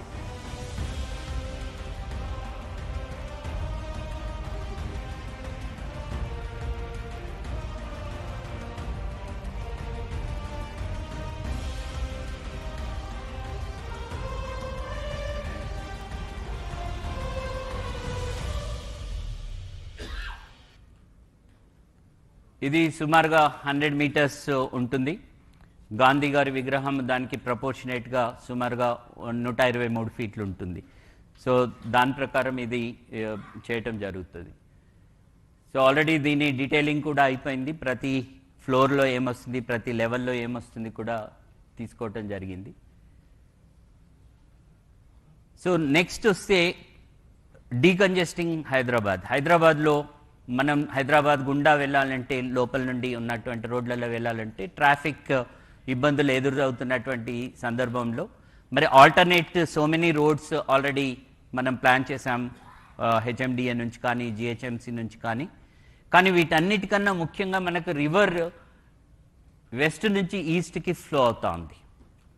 వెస్ట్ నుండి ఈస్ట్కి పోతున్నప్పుడు ఎన్ని చోట్లైనా మనము ర్యాంప్స్ తీసుకుంటే లోపలికి వెళ్ళాల్సిన వాళ్ళు చాలా సులభంగా వెళ్తారు. ఒకవేళ వద్దు ఈ ట్రాఫిక్ని తప్పించాలి అని అనుకుంటే మనం గండిపేట నుంచి స్టార్ట్ అయ్యి ఒకవేళ గౌరెల్లి ఆర్ విజయవాడ హైవేకి వెళ్ళాలి అనుకుంటే మనము 91 కిలోమీటర్లు ప్రయాణం చేయాలి. ఇటువైపు నుంచి అయితే 69 కిలోమీటర్లు, సుమారుగా 70 కిలోమీటర్లు ప్రయాణం చేయాలి. కానీ ఒకవేళ గండిపేటలో స్టార్ట్ అయ్యి ఇక్కడ నుంచి మనం కారిడార్ ఏదైతే ఇప్పుడు ప్రపోజ్ చేశామో కేవలం 43 కిలోమీటర్లలో 45 నిమిషాలలో వెళ్ళటానికి వీలవుతుంది. సో ఇది 3 రకాలుగా ఉపయోగపడుతుంది. ఒకటి, మన ట్రావెల్ టైం తగ్గిస్తుంది. రెండోది, మన వెహికల్ ఏదైతే కన్జంప్షన్ చేస్తుందో డీజిల్ ఆర్ పెట్రోల్ అది చాలా తగ్గిపోతుంది, అంటే ఎకనామికల్గా వైబుల్ అవుతుంది. థర్డ్ది వచ్చేసి మనకు హైదరాబాద్ లోపల ఉన్న రోడ్లలో డీకంజెస్ట్ అవుతుంది, అంటే అక్కడ కూడా ప్రయాణం చేసిన వాళ్ళకి కూడా మనం సదుపాయం ఇచ్చినట్లు అవుతుంది. సో ఎకనామికల్గా this is most important and viable project. So ఈ కారిడార్లో ఇప్పుడు ఫేజ్ 1లో మనం చేస్తున్నటువంటిది ఈ 2 స్ట్రెచ్లు చేస్తూ ఉన్నాం. ఫస్ట్ ఈ స్ట్రెచ్ ఎడ్ గ్రేడ్లో తీసుకుంటున్నాం. ఇక్కడ బుద్వేల్ జంక్షన్ ఒకటి ఇప్పుడు ట్రంపెట్ అవుతుంది. మొన్ననే హానరబుల్ చీఫ్ మినిస్టర్ గారు దానికి ఫౌండేషన్ వేశారు. HMDA నుంచి చేస్తున్నారు. హిమాయత్ సాగర్ దగ్గర ఇక్కడ చేసి ఇక్కడ నుంచి at grade 100 feet wide road, 30 metre wide road వస్తుంది.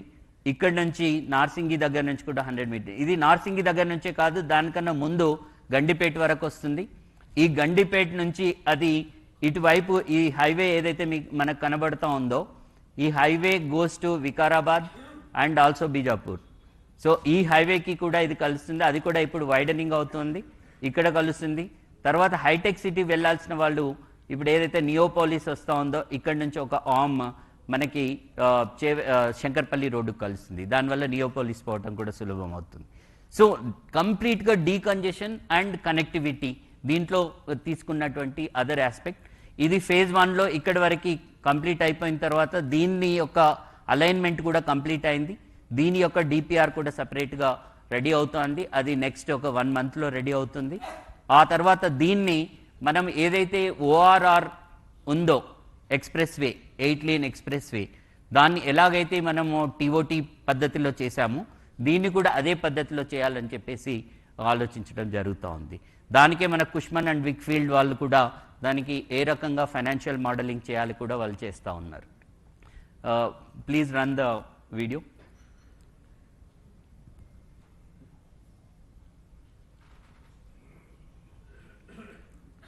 Just it is a representative video.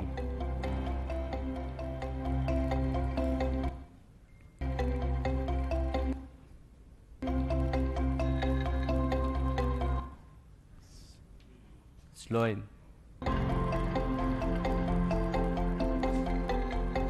This is again 6-lane road, expressway.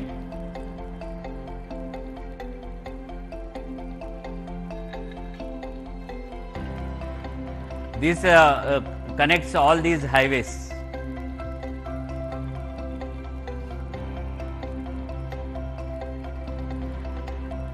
The black one is the at grade and red one is the elevated corridor. Elevated corridor starts from Gandhi Sarovar and Attapur there is one exit, Purana Pool another exit, Salajang Museum another exit, Naya Pool, Chadar Ghat, Musaram Bagh, Nagol, and then seamlessly goes to Gaureli.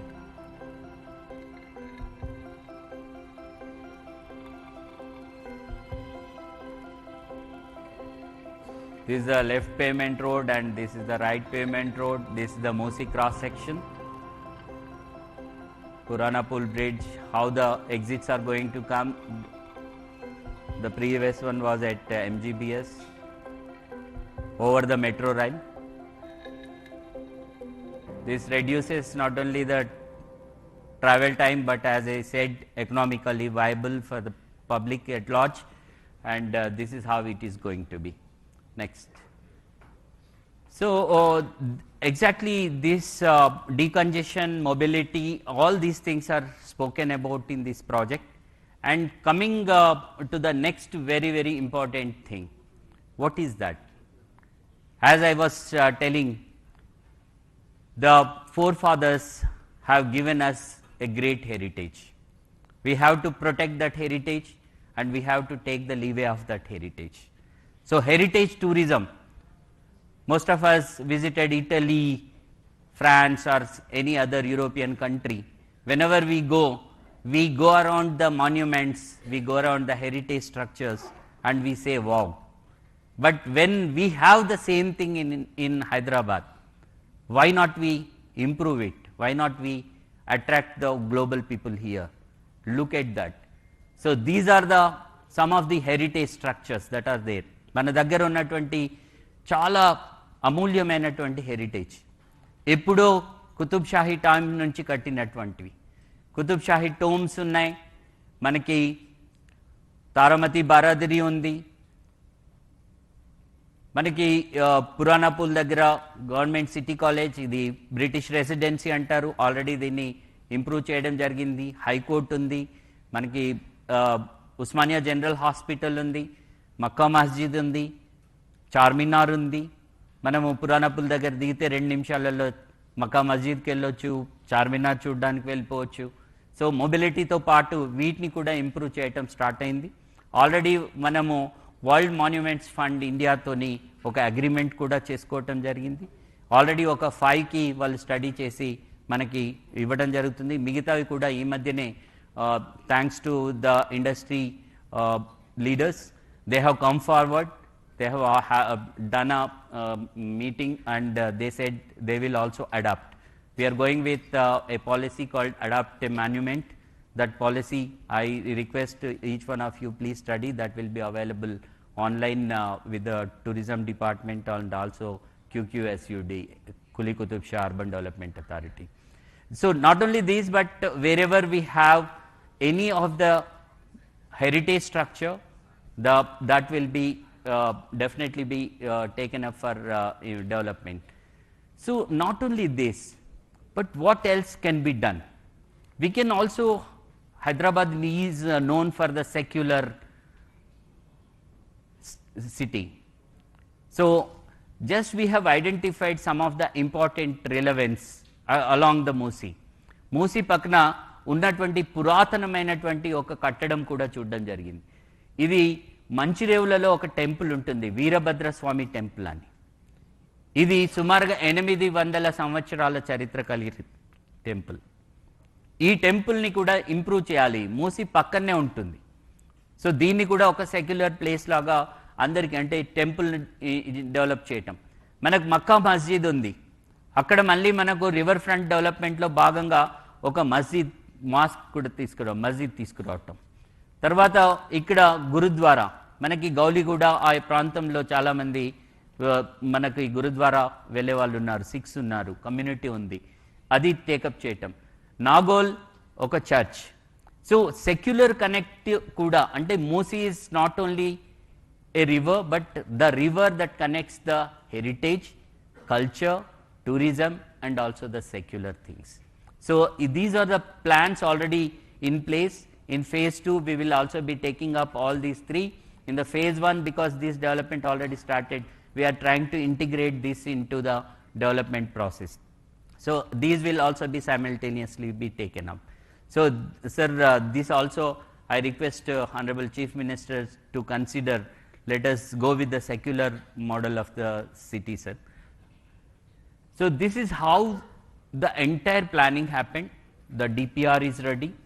The DPR, many of the people, master planning is happened, and the DPR, some of the misconceptions are there. The DPR is not there, the DPR is there.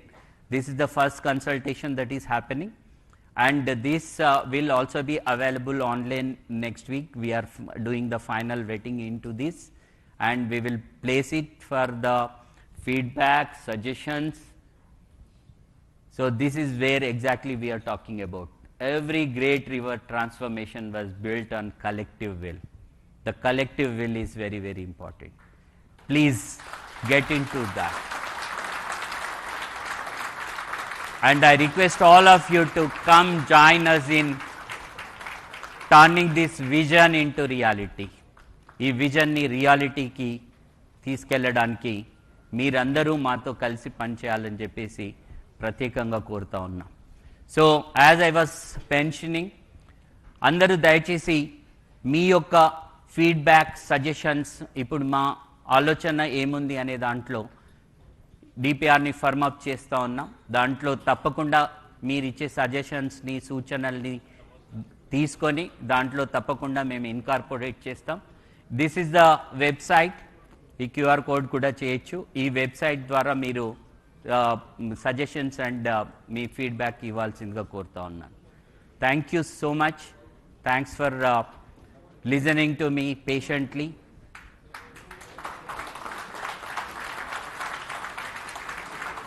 And I tried my level best to put forth what exactly this project is about, what exactly the government is thinking of, the collective will, what I was telling. The collective will is already there in the government. I request all of you to join that collective will. Thank you so much.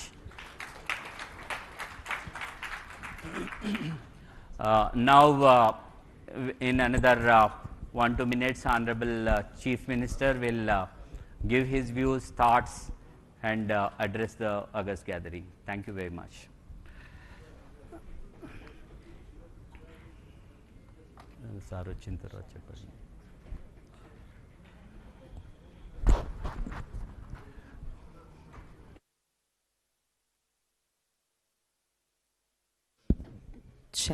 Check. Can we put the podium mic on, please?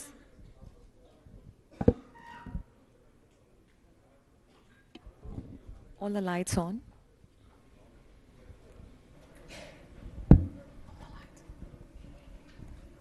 Check. Firstly, ladies and gentlemen, that was a wonderful, insightful presentation by Narasimha Reddy Garu. Big round of applause for him.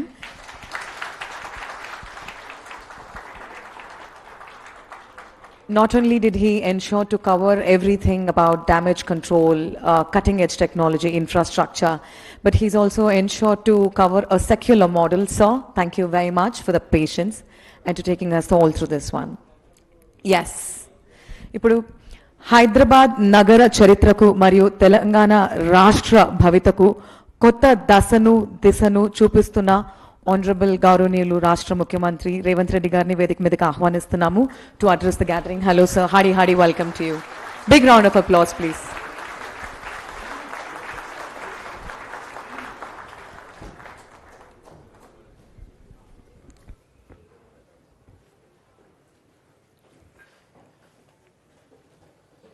Telangana రాష్ట్ర ప్రభుత్వం తరఫున Musi river development corporation ఒక power point presentation ద్వారా ఈ ప్రభుత్వం మూసీ నది ప్రక్షాళన కార్యక్రమాన్ని ఏ విధంగా ముందుకు తీసుకువెళ్తుందో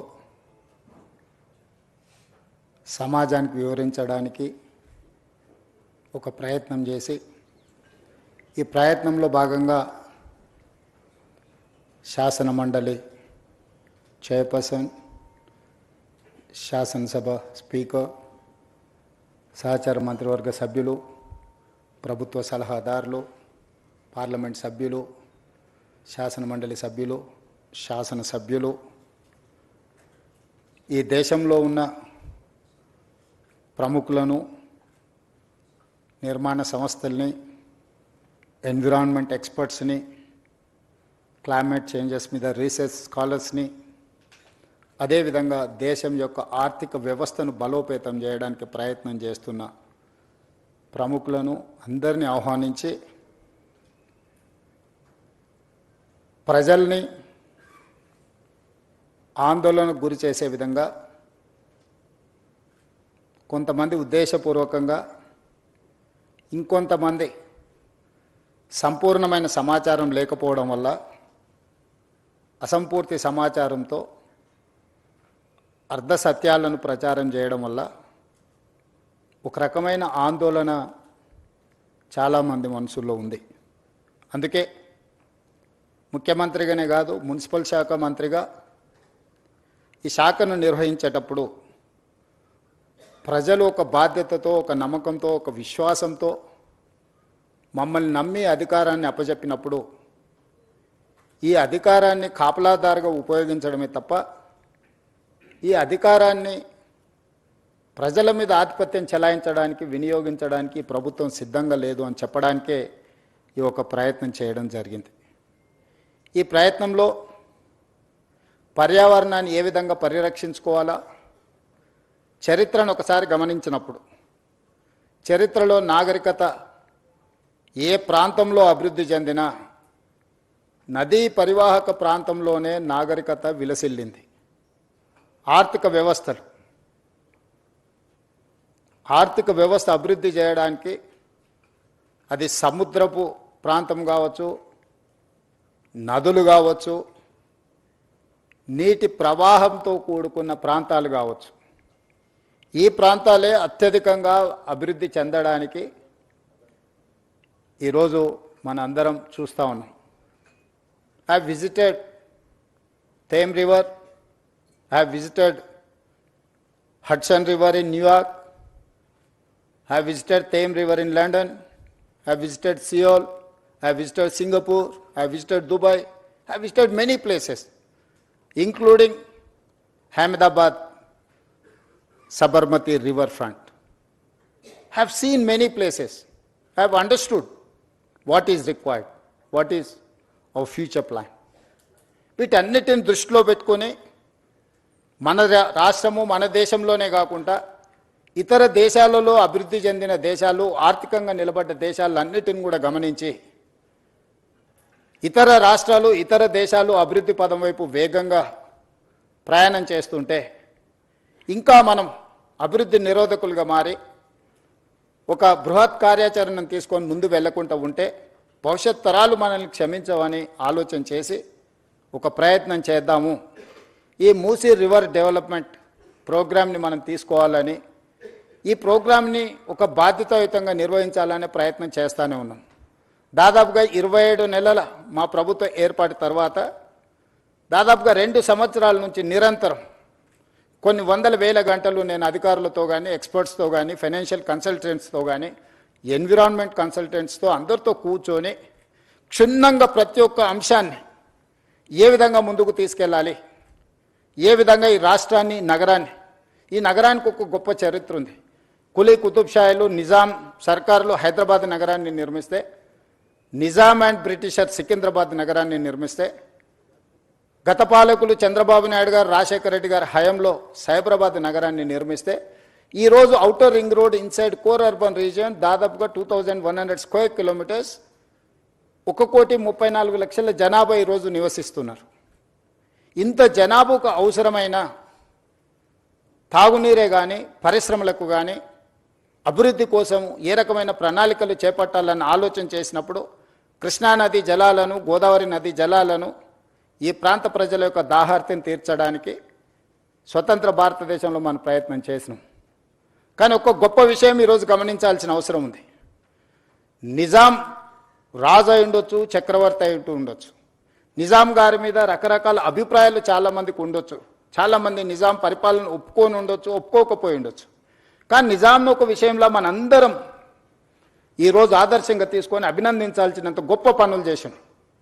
1908లో ఉప్పెన వచ్చి ఈ నగరాన్ని కమ్మేసినప్పుడు 10 నుంచి 15,000 మంది ప్రాణాలు పోయినప్పుడు ఈసా నది, మూసా నది ఈ నగరంని కప్పేసి ఉప్పెనగా మారి వేలాది మంది ప్రాణాలను బలిగొన్నప్పుడు నిజాం ప్రభువులు చెల్లించిపోయి ఈ నగరంలో ప్రజలకు ఈ ప్రమాదం ఉండకూడదు, ఏమి చెయ్యాలని ఆలోచన చేసి 1908 వచ్చిన ఫ్లడ్స్లో ప్రపంచంలోనే ఎక్స్పర్ట్స్ కోసం టెండర్ పిలిచి మోక్షగుండం విశ్వేశ్వరయ్యను ఒక గొప్ప ఇంజనీర్ని ఈ వరదల్ని నియంత్రించడానికి, ఈ ఉపద్రవం నుంచి తన నగరాన్ని, తన ప్రజల్ని కాపాడుకోవడానికి ప్రణాళిక సిద్ధం చేసి ఆనాడు వారిచ్చిన ఆదేశాల మేరకు మోక్షగుండం విశ్వేశ్వరయ్య ఇచ్చిన డిజైన్స్ అనంతగిరి కొండల్లో నుంచి వచ్చే మూసా నది, పరిగి ప్రాంతం నుంచి వచ్చే ఈసా నది, ఈ రెండింటి యొక్క వరదల్ని నియంత్రించడానికి, నియంత్రించిన నీళ్లను ప్రజలకు ఉపయోగించడానికి ఒక పక్కన హిమాయత్ సాగర్, ఇంకొక పక్కన ఉస్మాన్ సాగర్ని నిర్మించి 1921 104 సంవత్సరాల క్రితం నిర్మించిన ఉస్మాన్ సాగర్, హిమాయత్ సాగర్ ఈ రోజుకి హైదరాబాద్ ప్రజల యొక్క దాహార్తిని తీరుస్తున్నాయి. 100 సంవత్సరాలు పూర్తయిన చెక్కు చెదరకుండా కట్టడాలు వరదల్ని నియంత్రించడమే కాకుండా హైదరాబాద్ నగర ప్రజల్ని కాపాడడమే కాకుండా ఈ నగరానికి వ్యాపారం కోసము విద్య కోసము ఉపాధి కోసం వచ్చే కోట్లాది మంది దాహార్తిని తీర్చే ప్రాజెక్టులుగా ఈరోజు ఒక గొప్ప మన్నన పొందిన ప్రాజెక్టులు నిజాం ప్రభు నిర్మించిండు. 110 సంవత్సరాల క్రితము నిజాం సర్కారే ఇంత గొప్ప విజన్ తోటి నదీ పరివాహక ప్రాంతాన్ని కేవలం తాగునీరు కోసం ఉపయోగించలే. Historical heritage structures Taramati Baradari నుంచి మొదలు పెడితే Charminar, Salarjung museum, high court, city college, you name it anything, Quli Qutub Shahi tombs నుంచి మొదలు పెడితే ఒక గొప్ప సంస్కృతిని వారసత్వ సంపదను Osmania hospital, Osmania university, city hall, town hall, today it is council member of legislative council 16th నుంచి అక్కడ నడపబోతున్నాం. స్వతంత్రం వచ్చిన తర్వాత మనం ఏర్పాటు చేసుకున్న మొట్టమొదటి శాసనసభ సమావేశాలు ఆ టౌన్ హాల్లోనే ఆ రోజు మనకు అవకాశం వచ్చింది. ఈ విధంగా ఒక గొప్ప వారసత్వ సంపదను, ఒక గొప్ప గుర్తింపును ప్రపంచంలోనే ఒక మేటి నగరంగా నిజాం సర్కారు మనకు అందించిన ఈ హైదరాబాద్ నగరాన్ని ఇలాగే వదిలేద్దామా? ప్రపంచంలో జరుగుతున్న పరిణామాలు, పర్యావరణ మార్పులను పరిగణలోకి తీసుకోవాల్సిన అవసరం ఉన్నదా లేదా మనందరం ఆలోచన చేయాలి. ఈరోజు నేను ఎవరిని విమర్శించదలుచుకోలేదు, విమర్శించిన సమయాన్ని నేను వృధా చేసుకోదలుచుకోలేదు, కానీ నేను విజ్ఞప్తి చేయదలుచుకున్నాను. 12 సంవత్సరాలు కేంద్రంలో అధికారంలో ఉన్నవాళ్ళు, 10 సంవత్సరాలు రాష్ట్రంలో అధికారం ఉన్నవాళ్ళు, అభివృద్ధి చేసి తెలంగాణ స్టేట్ని గ్లోబల్ ముఖ చిత్రంలో పెట్టినామని చెప్పేవాళ్ళు, లేకపోతే మాకు ఇంటర్నేషనల్ ఎక్స్పోజర్ ఉంది, లేకపోతే మాకు అపారమైన మేధా సంపత్తి ఉందని చెప్పేవాళ్ళు ఎందుకు ఈరోజు ఈ ప్రాజెక్టులను అడ్డుకునే ప్రయత్నం చేస్తున్నారు? ఎందుకు సూచనలు ఇవ్వడానికి ప్రయత్నం చేస్తలేరు? If I do something wrong, you tell me what is that wrong, you find out, you suggest. I'm there to take your suggestions, I'm there to implement your suggestions, but you are simply saying that no. No is not solution for MUSI rejuvenation. This is what my answer. This is how I am going to react. ఈ రోజు ఏం చెయ్యాలనుకుంటున్నామో సాంకేతిక పరంగా ప్రపంచంలో ఎక్స్పర్ట్స్ని అందరిని ఒక దగ్గర కూర్చోబెట్టి, మన్హాటన్ నుంచి మొదలు పెడితే Cushman Wakefield, Rio, these are the world's best experts in financial consultants, in water reservation and construction side. So we are paying almost 160 crores for those consultants for this project. We have not appointed this consultant just like that. We have called global tenders. We have seen everything. We have seen their completion projects. ఇట్లాంటివన్నిటిని పరిగణలోకి తీసుకొని ఒక మంచి ఉద్దేశంతో ఈ నగరాన్ని రక్షించుకోవాలి. ఈరోజు 1,34,00,000 జనాభా ఉంది. 2050కి నెక్స్ట్ 25 ఇయర్స్లో, 24 ఇయర్స్లో 2,80,00,000 జనాభాకి మనం చేరుకోబోతున్నాము. ఈ ప్రజలకు అందరికీ కూడా జవాబు ఇవ్వాల్సిన బాధ్యత, ఈ ప్రజలకు మౌలిక వసతులను ఏర్పాటు చేయాల్సిన బాధ్యత మా ప్రభుత్వం మీద ఉన్నది, ప్రజలు ఎన్నుకున్న ప్రభుత్వం మీద ఉన్నది. ఆనాడు చంద్రబాబు నాయుడు గారు, రాజశేఖర రెడ్డి గారు ఔటర్ రింగ్ రోడ్డు, అంతర్జాతీయ ఎయిర్పోర్టు, హైటెక్ సిటీ, అంతర్జాతీయ స్థాయికి సంబంధించిన Microsoft, Infosys or any other Google లాంటి సంస్థల్ని ఈ నగరానికి తేకపోయి ఉంటే ఈరోజు మన ఆర్థిక వ్యవస్థ బాగుపడి ఉండేదా? ఈరోజు ప్రపంచంలో మనకు గుర్తింపు వచ్చి ఉండేదా? 94 to 2004 TDP, 2004 to 2014 Congress, 2014 to 2024 TRS. But all we have made all policies from 94 to 2014. All these 25 years we have planned like anything. We may have a political differences, we may have a issue-based arguments, but we have not defeated our policies. There is no policy paralysis in our government.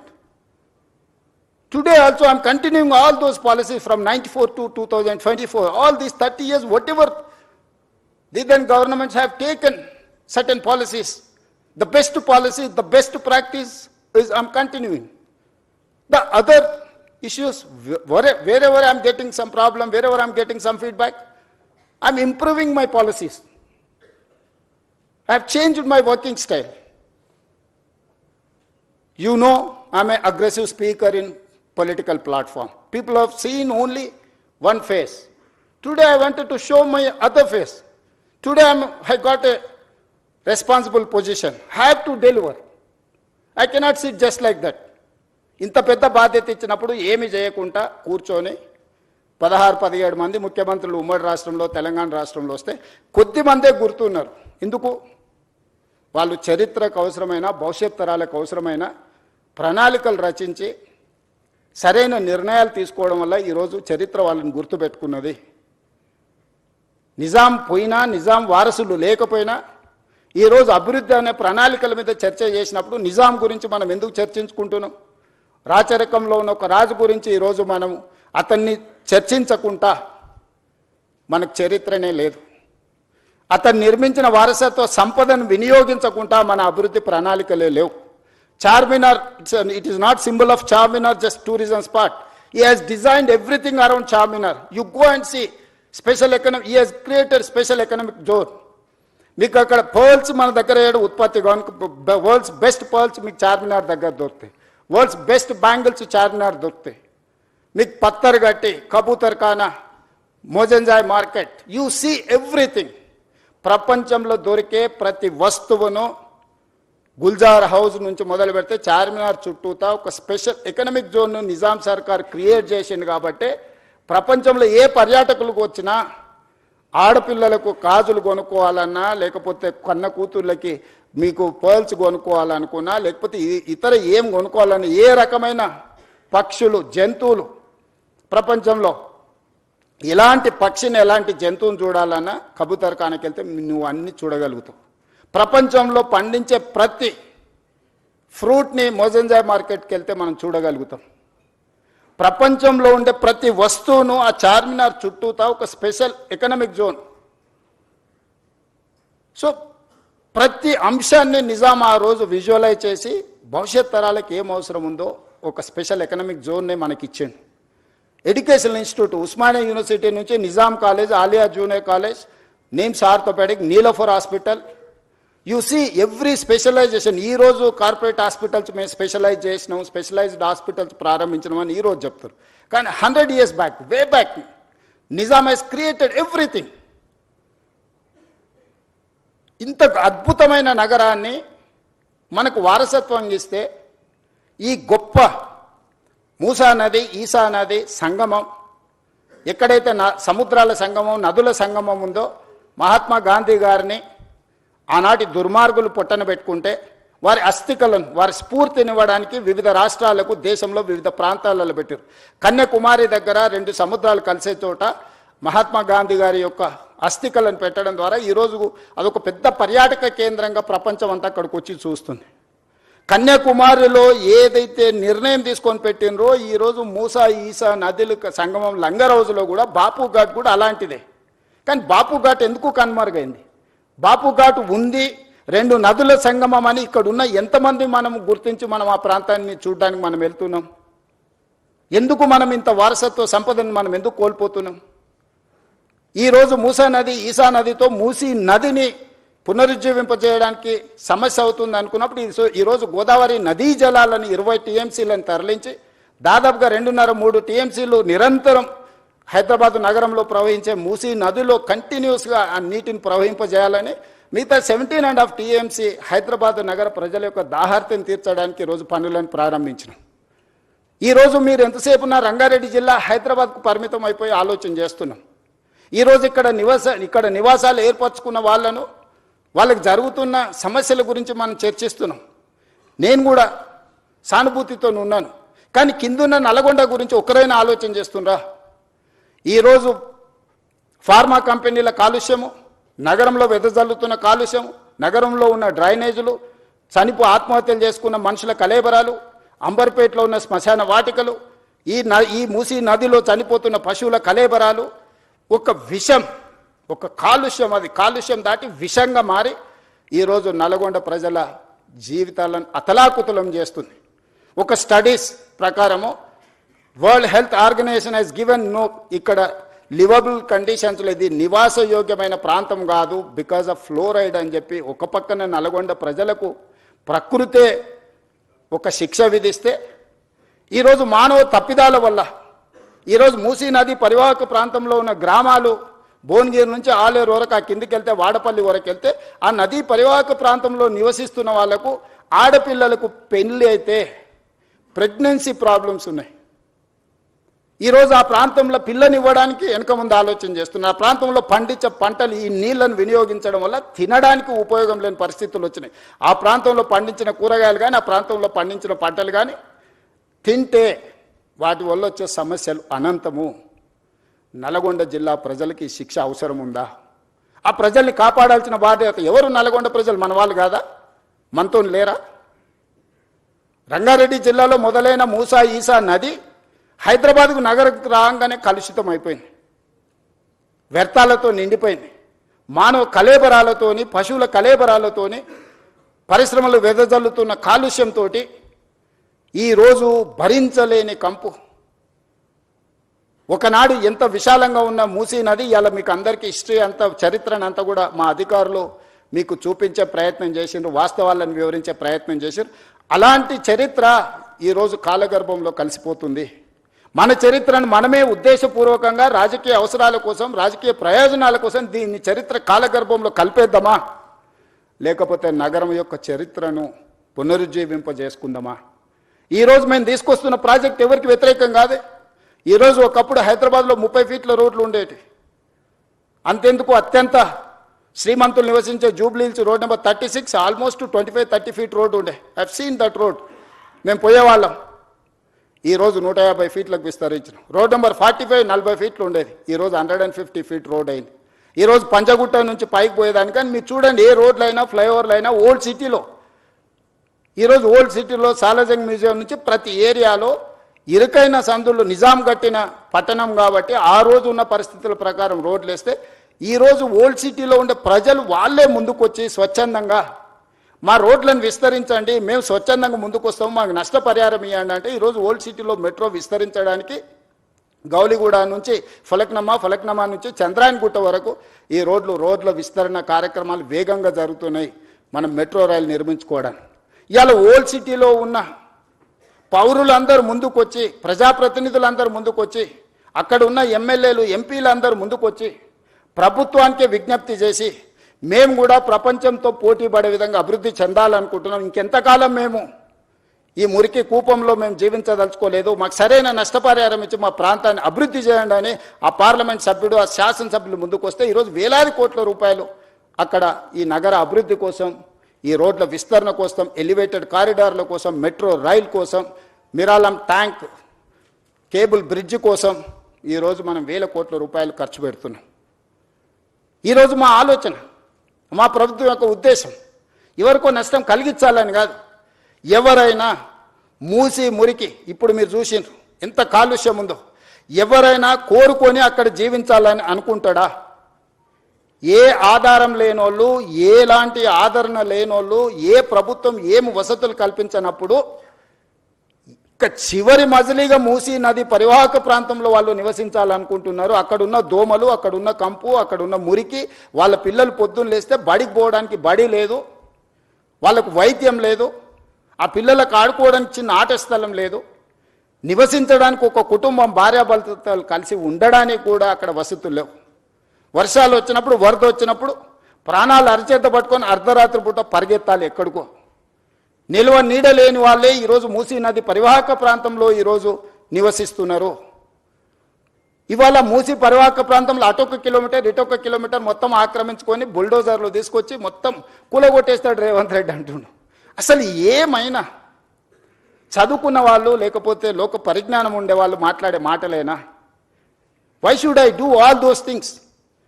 Government of India, central water commission, Jal Shakti ministry, they have notified certain norms. అది నేను చేసింది కాదు, కేంద్ర ప్రభుత్వం తీసుకొచ్చిన చట్టాలు. కేంద్ర ప్రభుత్వంలో అధికారంలో ఉన్న వాళ్ళు, పార్లమెంట్ సభ్యులు ఉన్న వాళ్ళు పార్లమెంట్లో చట్టం వచ్చినప్పుడు గొప్పగా ఉందని బల్లలు చేర్చి ఆ చట్టాన్ని చేస్తారు.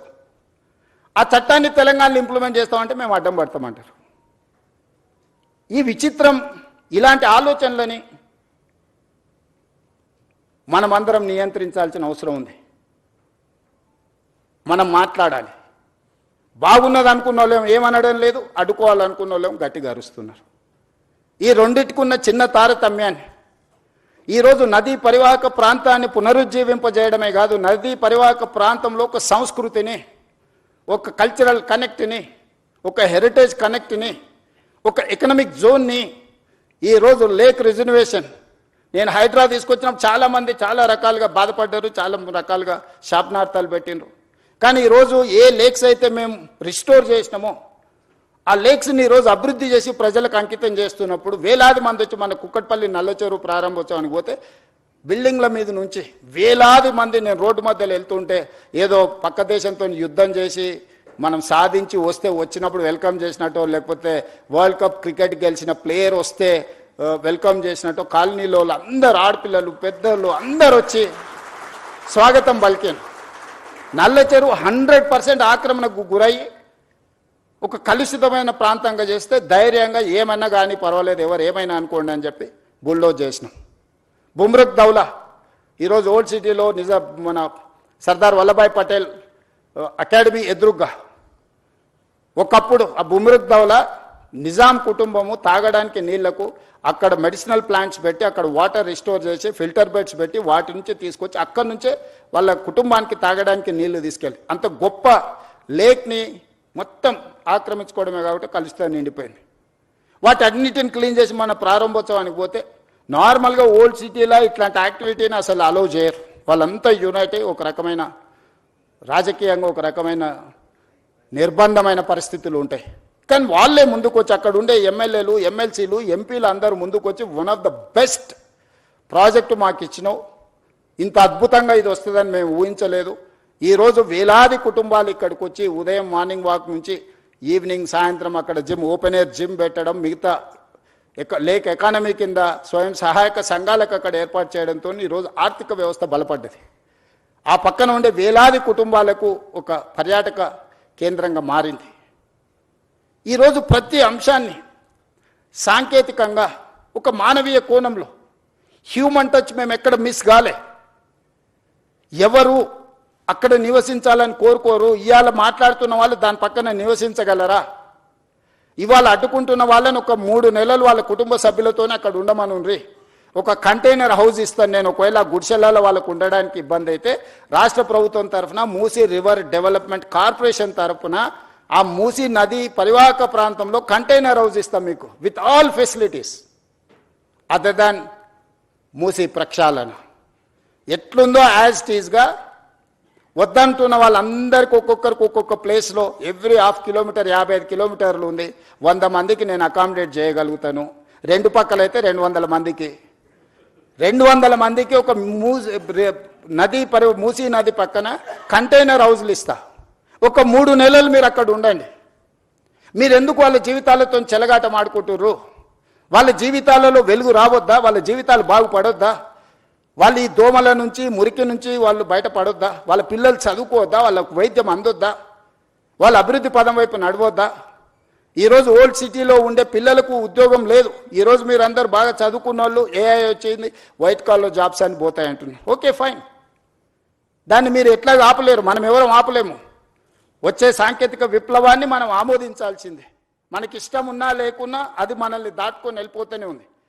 మరి వైట్ కాలర్ జాబ్స్ అన్నీ పోయినప్పుడు ఏఐ మొత్తం ఉద్యోగ అవకాశాలను ఆక్రమించుకున్నప్పుడు బ్లూ కాలర్ జాబ్స్ క్రియేట్ చేయాల్సిన బాధ్యత మన మీద లేదా?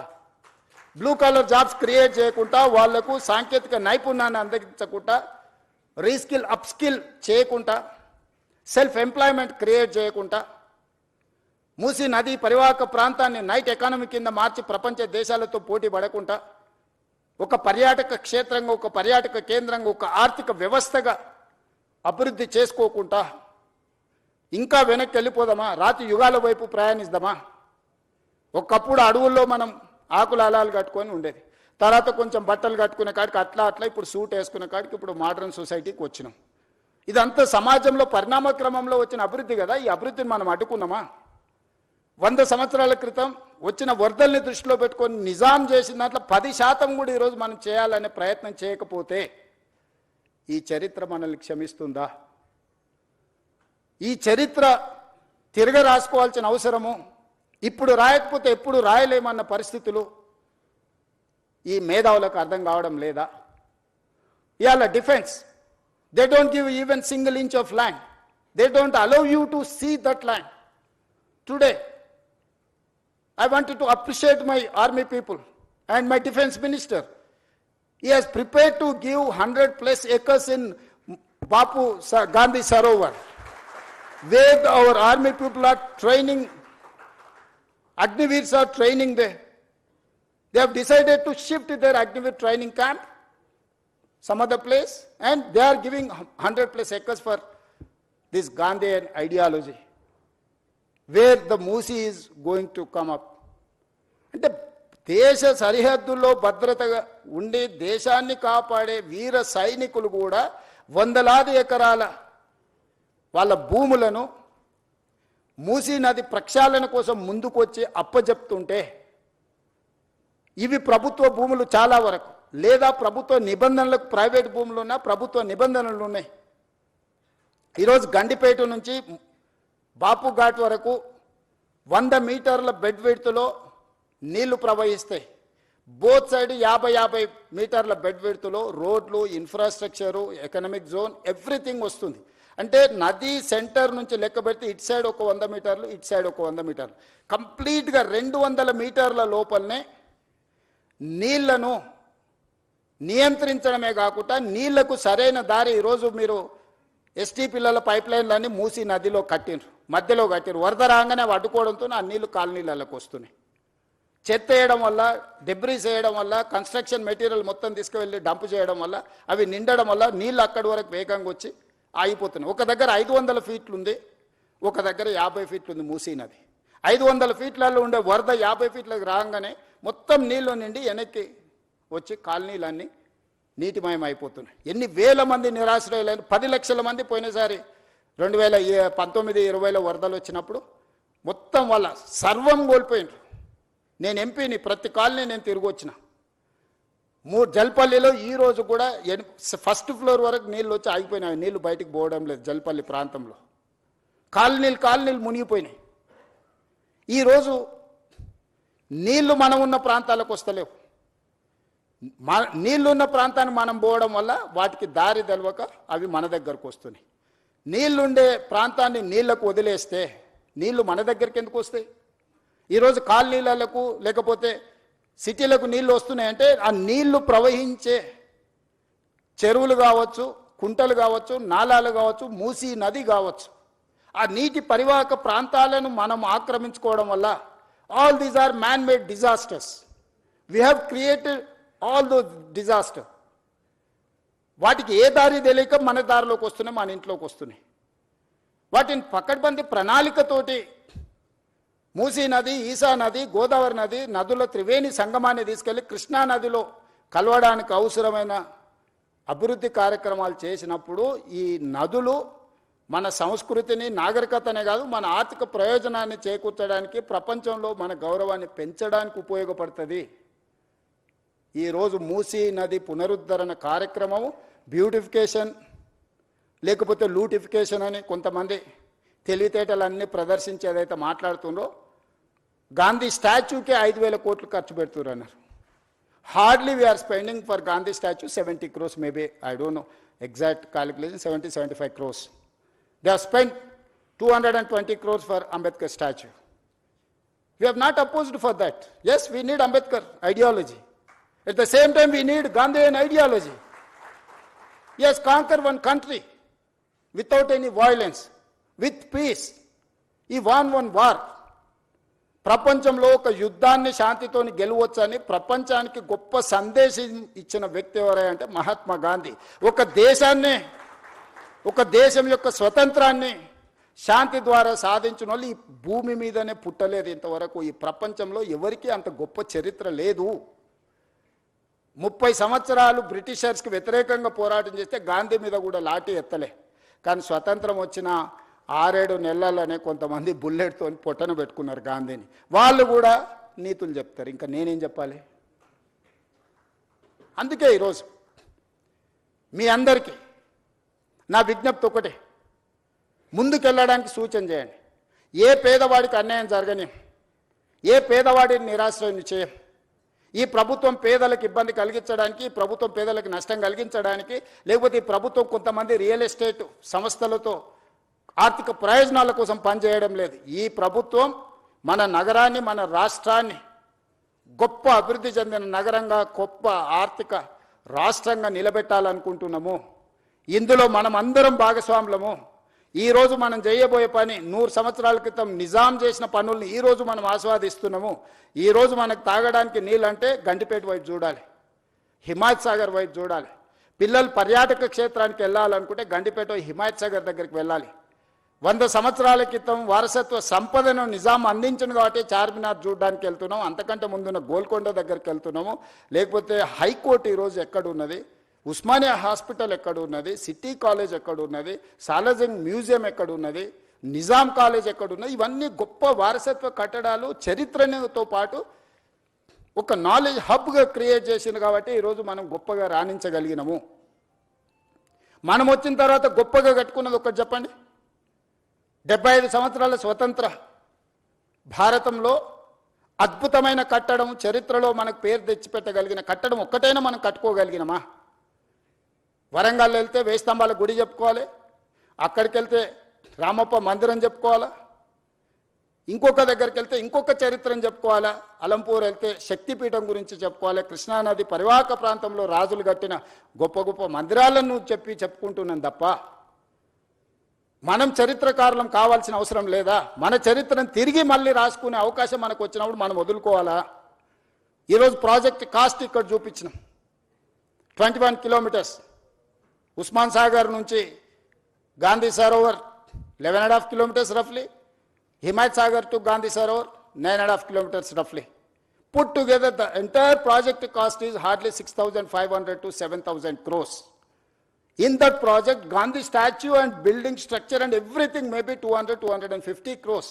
Not even less than 1% of that project, or otherwise 2%. ఇలాంటి తప్పుడు ప్రచారాలు, కొంతమంది రాజకీయ నాయకులకు ప్రయోజనం ఉండొచ్చు, తప్పుడు ప్రచారంతో స్వార్థం ఉండొచ్చు, మేము చేయలేని పని ఇంకెవ్వరు చేయొద్దని అడ్డుకునే దేవతలు యజ్ఞాలు యాగాలు చేసి లోక కళ్యాణం కోసం చేసినప్పుడు రాక్షసులు కూడా అడ్డుకోవడానికి వచ్చి అందులో రక్త మాంసాలు పోసేటోళ్ళు.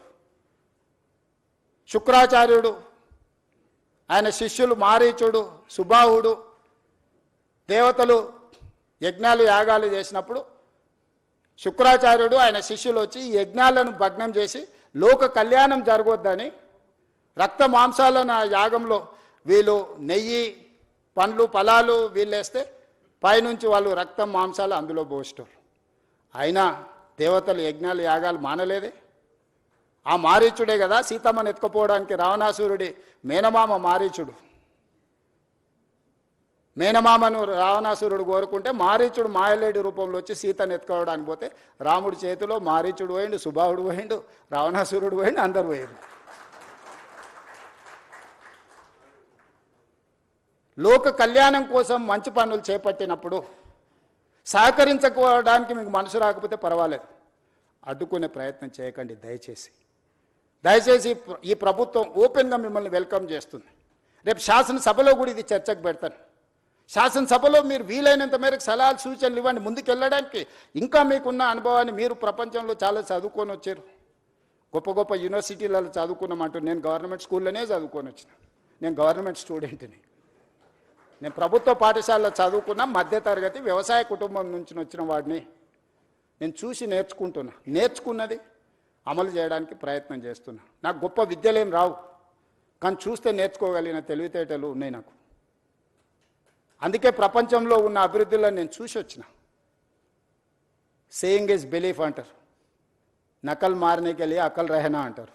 ఇన్ని ప్రాజెక్టులను చూసినాము, కనీసం వాటి నకలు కొట్టినా కూడా ప్రపంచంలో ఒక గొప్ప అద్భుతమైన కట్టడాన్ని మనం కట్టవచ్చు. దీనికోసం పెద్దగా సైంటిస్ట్ కావాల్సిన అవసరం లేదు, కామన్ సెన్స్ ఉంటే సరిపోద్ది. అది కూడా లేకుండా మాట్లాడితే ఇంకా నేను చేయగలిగింది ఏముంది, జాలిపడడం తప్ప. నాకున్న అవకాశం ఏంది, మీరందరూ సలహా చేయండి, మీరందరూ తీర్మానం చేయండి. వద్దు ఈ ప్రాజెక్ట్ ఆపేద్దామంటే I don't have any issues. మీ అందరికి ఇష్టం లేని అభివృద్ధిని నేను ఎందుకు చేస్తాను? ఈ అభివృద్ధిని చేసి నేనేం నాతో పాటు తీసుకెళ్లేది ఉందా? లేదే. ఆర్టీజీఎస్ కూడా లేదు పైకి పోయినప్పుడు ట్రాన్స్ఫర్ చేసుకోవడానికి. పోస్ట్ డేటెడ్ చెక్స్ ఇచ్చినా కూడా పైన పోయినాక ఎన్కాష్ చేసుకోవడానికి ఏం లేదు. ఏం చేసినా ఇక్కడనే వదిలేళ్ళాలి, ఏం సంపాదించినా ఇక్కడనే వదిలేళ్ళాలి. మీరు అందరు ఎవరన్నా ఏమన్నా ఫెసిలిటీ ఉంది భవిష్యత్తులో వస్తుంది అనుకుంటారేమో, చంద్రమండలం పోవడానికి అవకాశం ఉంది కాబట్టి సంపాదించింది పైకి పోయినప్పుడు ఆర్టీజీఎస్ కింద బదిలీ చేసుకోవచ్చు అని. I don't think so. A technology వచ్చినా అది అసాధ్యము. మనం చేసిన మంచి ఇక్కడే ఉంటుంది, మనం చేసిన చెడు ఇక్కడే ఉంటుంది. కాకపోతే మంచికైనా చెడుకైనా నేను మంచికి ప్రతినిధిని కావాలనుకుంటున్నా. 2 మంచి పనులు చేయడం ద్వారా ఈ సమాజానికి ఉపయోగపడితే నాకు ఇచ్చిన అవకాశాన్ని సార్థకత చేకూరుతుంది అని యంగ్ ఏజ్లో ఒక వ్యవసాయ కుటుంబం నుంచి గ్రామీణ ప్రాంతంలో నుంచి చదువుకొని వచ్చిన నాకు ప్రజలు ఇంత ఒక గొప్ప అవకాశాన్ని ఇచ్చారు. తెలంగాణ రాష్ట్రానికి 2వ ముఖ్యమంత్రిగా.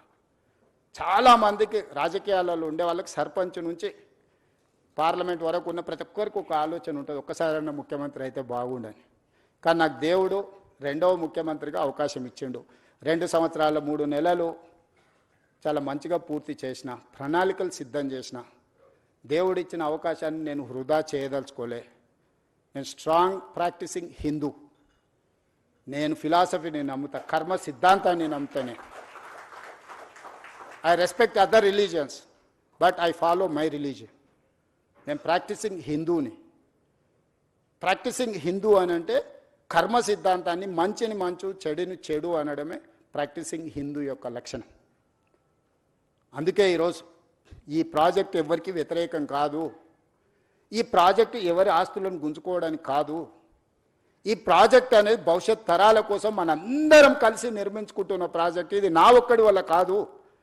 ఇలా పవర్ పాయింట్ ప్రజెంటేషన్ చేయడానికి ఎన్నో రాత్రులు, ఎన్నో గంటలు, ఎంతోమంది ప్రయత్నం చేస్తే ఆ డీటెయిల్ ప్రాజెక్ట్ రిపోర్ట్ ఈరోజు సిద్ధం చేసినాము. దీన్ని ముందుకు తీసుకెళ్లాలంటే కూడా ఆర్థికంగా అన్ని రకాలుగా మీరందరూ సహకరిస్తేనే ఇది సాధ్యమవుతుంది. ఔటర్ రింగ్ రోడ్ ఎటు నుంచి అటు పోయినా 160 కిలోమీటర్ల, 80 కిలోమీటర్ల యావరేజ్, 70 కిలోమీటర్లు ఒక సైడ్, ఇంకో సైడ్ 91 కిలోమీటర్. కానీ ఇట్లా మీరు డైరెక్ట్గా వెళ్తే వితిన్ 41 కిలోమీటర్స్, 35 కిలోమీటర్, 41 కిలోమీటర్స్లో హైదరాబాద్ ప్రతి ట్రాఫిక్ జామ్లో నుంచి ఒక ట్రంపెట్ క్రియేట్ చేస్తున్నావు. చార్మినార్ నుంచి బయలుదేరితే నువ్వు ఔటర్ రింగ్ రోడ్ వెళ్ళాలంటే ఇప్పుడు సిటీ అంతా తిరగాలి, గంటల కొద్ది ట్రాఫిక్లో ఇరుక్కుంటున్నావు. ఇలా డైరెక్ట్ ఆ ట్రంపెట్ మీదకి వచ్చేసి ఫ్లైఓవర్ ఎక్కేస్తే ఎలివేటెడ్ కారిడార్ ఎక్కితే you wanted to go Vijayawada or any place, direct గౌరెల్లికి వెళ్ళిపోతావు. నువ్వు ఐటీ సైడ్ పోవాలనుకుంటే ఇటు వెళ్తావు. ప్రతి జంక్షన్లో ఒక ట్రంపెట్ క్రియేట్ చేసి మూసీ మీదనే వీటన్నిటిని చేస్తున్నాం. ఇదే కాదు, ఈరోజు data centres, construction, landscaping biggest activity in the state, particular in core urban region. Water లేదు, వాటర్ స్కేసిటీ, గ్రౌండ్ వాటర్. ఈరోజు జూబ్లీహిల్స్లో చాలామంది శ్రీమంతులు ఉన్నారు. మీరు ఎంత శ్రీమంతులు అని ఉండండి, 300 ఫీట్లలో నీళ్లు దిగలరా? మీరు తెస్తురా? 1300 ఫీట్లు బోర్ వేసినా నీళ్ళు వస్తలేదు. నేను ముఖ్యమంత్రి, మా ఇంట్లోనే 1500 ఫీట్ల బోర్ ఉంది. నేను కూడా నీళ్లు పైకి తేలేకపోయింది. ప్రకృతి కంటే మనం గొప్పవాళ్ళమా? ఈరోజు ground water just like that depleting. ఈరోజు యావరేజ్గా 1300-1400 ఫీట్లు ఈరోజు బోర్ వేస్తే కానీ నీళ్లు పడని పరిస్థితి వచ్చింది నగరానికి. ఎందుకు? కాంక్రీట్ జంగుల్గా మారిపోయింది. ఎక్కడ గ్రౌండ్లో వాటర్ పర్కులేట్ అవ్వడం లేదు. భూమిలోకి నీళ్ళు వెళ్ళినప్పుడు భూమిలో నుంచి నీళ్లు మీరు ఎట్లా బయటికి తీస్తారు? ఈరోజు చెరువులు, కుంటలు, నాలాలు అన్ని ప్రక్షాళన చేసి నీటి ప్రవాహాన్ని స్థిరీకరించి మూసీ నదిలో నిరంతరం నీళ్లు పెడితే గ్రౌండ్ వాటర్ పెరుగుతుంది. ఈరోజు ఇల్లు కట్టుకునేటోళ్ళకు కూడా వాటర్ హార్వెస్టింగ్ మ్యాండేట్ చేసినాం. రోడ్డు మధ్యలో హార్వెస్టింగ్ వెల్స్ ఈరోజు కన్స్ట్రక్షన్ చేస్తున్నాం. నీళ్లను ఒడిసి పట్టుకోవాలని ఒక విధానాన్ని తీసుకొచ్చిన హైదరాబాద్ నగరంలో నీళ్లు మీరు ఎక్కడ లోపలికి పోయి తెచ్చినా కొద్దిగా అందులో కాలుష్యం ఎక్కువ ఉంటుంది. బియాండ్ ఏ పాయింట్ మీరు బోర్ డ్రిల్ చేసి వాటర్ తెస్తే ఆ వాటర్ దేనికి పనికి ఉపయోగం ఉండదు. అదేవిధంగా కన్స్ట్రక్షన్కు మనం అత్యధికంగా ఖర్చు పెట్టి, ఇంతకుముందు వెంకట నరసింహారెడ్డి గారు చెప్పారు, కృష్ణా నది నుంచి, గోదావరి నది నుంచి మనం హైదరాబాదు నగరానికి తెచ్చే నీళ్లను పరిశ్రమలకు ఇచ్చినా, నిర్మాణ సంస్థలకు ఇచ్చినా ఒక కేఎల్కి 180 రూపాయలు ఛార్జ్ చేస్తున్నాం అన్నాడు.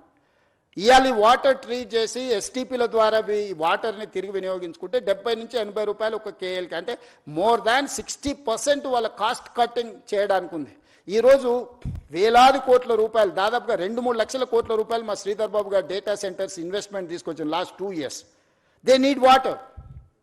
పర్టికులర్గా గ్రే వాటర్ ఇవ్వగలిగితే, ట్రీటెడ్ వాటర్ ఇస్తే వాళ్ళకు ఇన్వెస్ట్మెంట్ ఇన్సెంటివ్స్ ఉన్నాయి ప్రపంచంలో.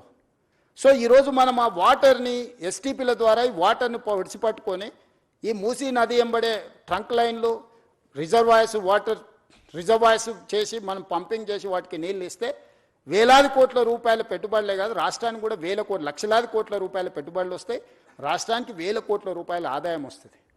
ఇదంతా గ్రోత్ ఇంజన్ కింద మారుతుంది, రాష్ట్రం యొక్క ఎకనామిక్ యాక్టివిటీ మారుతుంది. ఔటర్ రింగ్ రోడ్ వేసినప్పుడు కూడా కొందరు భూములు పోయినాయి, పోలేదా? శంషాబాద్ ఎయిర్పోర్ట్ కట్టినప్పుడు కూడా కొంతమంది భూములు కోల్పోయినాయి. ప్రకాష్ గౌడ్ ఎమ్మెల్యే గారు ఉన్నారు, ఆ ప్రాంతానికి 4 సార్లు ఎమ్మెల్యే. ఈ భూములని పోయినప్పుడు వాళ్ళని ప్రభుత్వం ఒక మానవీయ కోణంలో ఆదుకునే ప్రయత్నం చేసింది, నష్టపరిహారాన్ని ఇచ్చినాం. ఈరోజు ఇంకా నేను అత్యధికంగా ఇస్తా అంటున్నా. ఆ రోజన్నా చాలా కన్జర్వేటివ్గా ఆ రోజున్న ఫైనాన్షియల్ కన్స్ట్రెయిన్స్లో ఎక్కువ ఇవ్వలేకపోయినారు. ఈరోజు సంపూర్ణంగా మనం అందిద్దాం అనుకుంటున్నాము. ఏం ఖర్చు పెడతామో చెప్పండి, హౌస్లో ఓపెన్ డిబేట్ చేద్దాము. పర్ పర్సన్ ఏమిద్దామో మీరు చెప్పండి. హార్డ్లీ 10,000 ఫ్యామిలీస్ ఉన్నాయి ఇప్పుడు ఈ మూసీ నది పరివాహక. మేము ఆల్రెడీ ఎన్యూమరేట్ చేసినాం.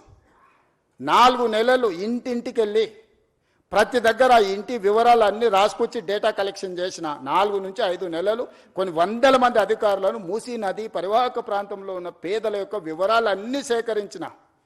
చాలామంది ఏమనుకుంటారు, ఏం లేదు జస్ట్ తెచ్చి కూలగొట్టాలనుకుంటున్నాను. తప్పు. ప్రతి పేదవాడి వివరాలు నా దగ్గర ఉన్నాయి. మూసీ నది పరివాహక ప్రాంతంలో నిరాశ్రయుల వాళ్ళు ఎవరున్నారు, వాళ్ళ కోసం డబుల్ బెడ్రూమ్ ఇళ్ళు ఏవైతున్నాయో 10,500 ఇళ్ళు కేటాయించిన. అయితే వాళ్ళు ఒక కన్సర్న్ ఎక్స్ప్రెస్ చేశారు, మాకు ఇక్కడ ఉపాధి ఉన్నది, మేము చిన్న చిన్న పనులు చేసుకుంటాం, మేము ఇళ్లలో పని చేసుకుంటాం, మమ్మల్ని తీసుకెళ్ళి అక్కడెక్కడో వేస్తే మాకు ఈ పని పోతుంది, మాకు ఉపాధి పోతుందని నాకు సానుకూలంగా అనిపించింది. అందుకే ఎక్కడికక్కడ ఏరియాలు ప్రభుత్వ భూములలోనే వాళ్ళకి ఇండ్లు కట్టి ఇవ్వాలని ఈరోజు మా బట్టి విక్రమార్క గారు ఆ సంఘాలు వస్తే జన ఆందోళన సంఘంతో కూర్చొని వాళ్ళకి హామీ ఇచ్చిండు. ఈరోజు అంబర్పేట ఎమ్మెల్యే, అంబర్పేటలో 150 ఎకరాల భూమి ఉంది. ప్రభుత్వ కార్యాలయకు పోలీస్ అకాడమీ ట్రైనింగ్కి పోను. ఆ అంబర్పేట శాసనసభ నియోజకవర్గంలో మూసీ నది ఒడ్డున ఉన్న వాళ్ళందరినీ 20-25 ఎకరాలలో అక్కడ వాళ్ళకి ఇళ్లతో పాటు పాఠశాల కట్టి వైద్య సదుపాయాలు అందించి వాళ్ళకు ఒక క్వాలిటీ ఆఫ్ లైఫ్ని ఇవ్వాలని ఈరోజు మేము ప్రణాళికలు చేస్తున్నాం.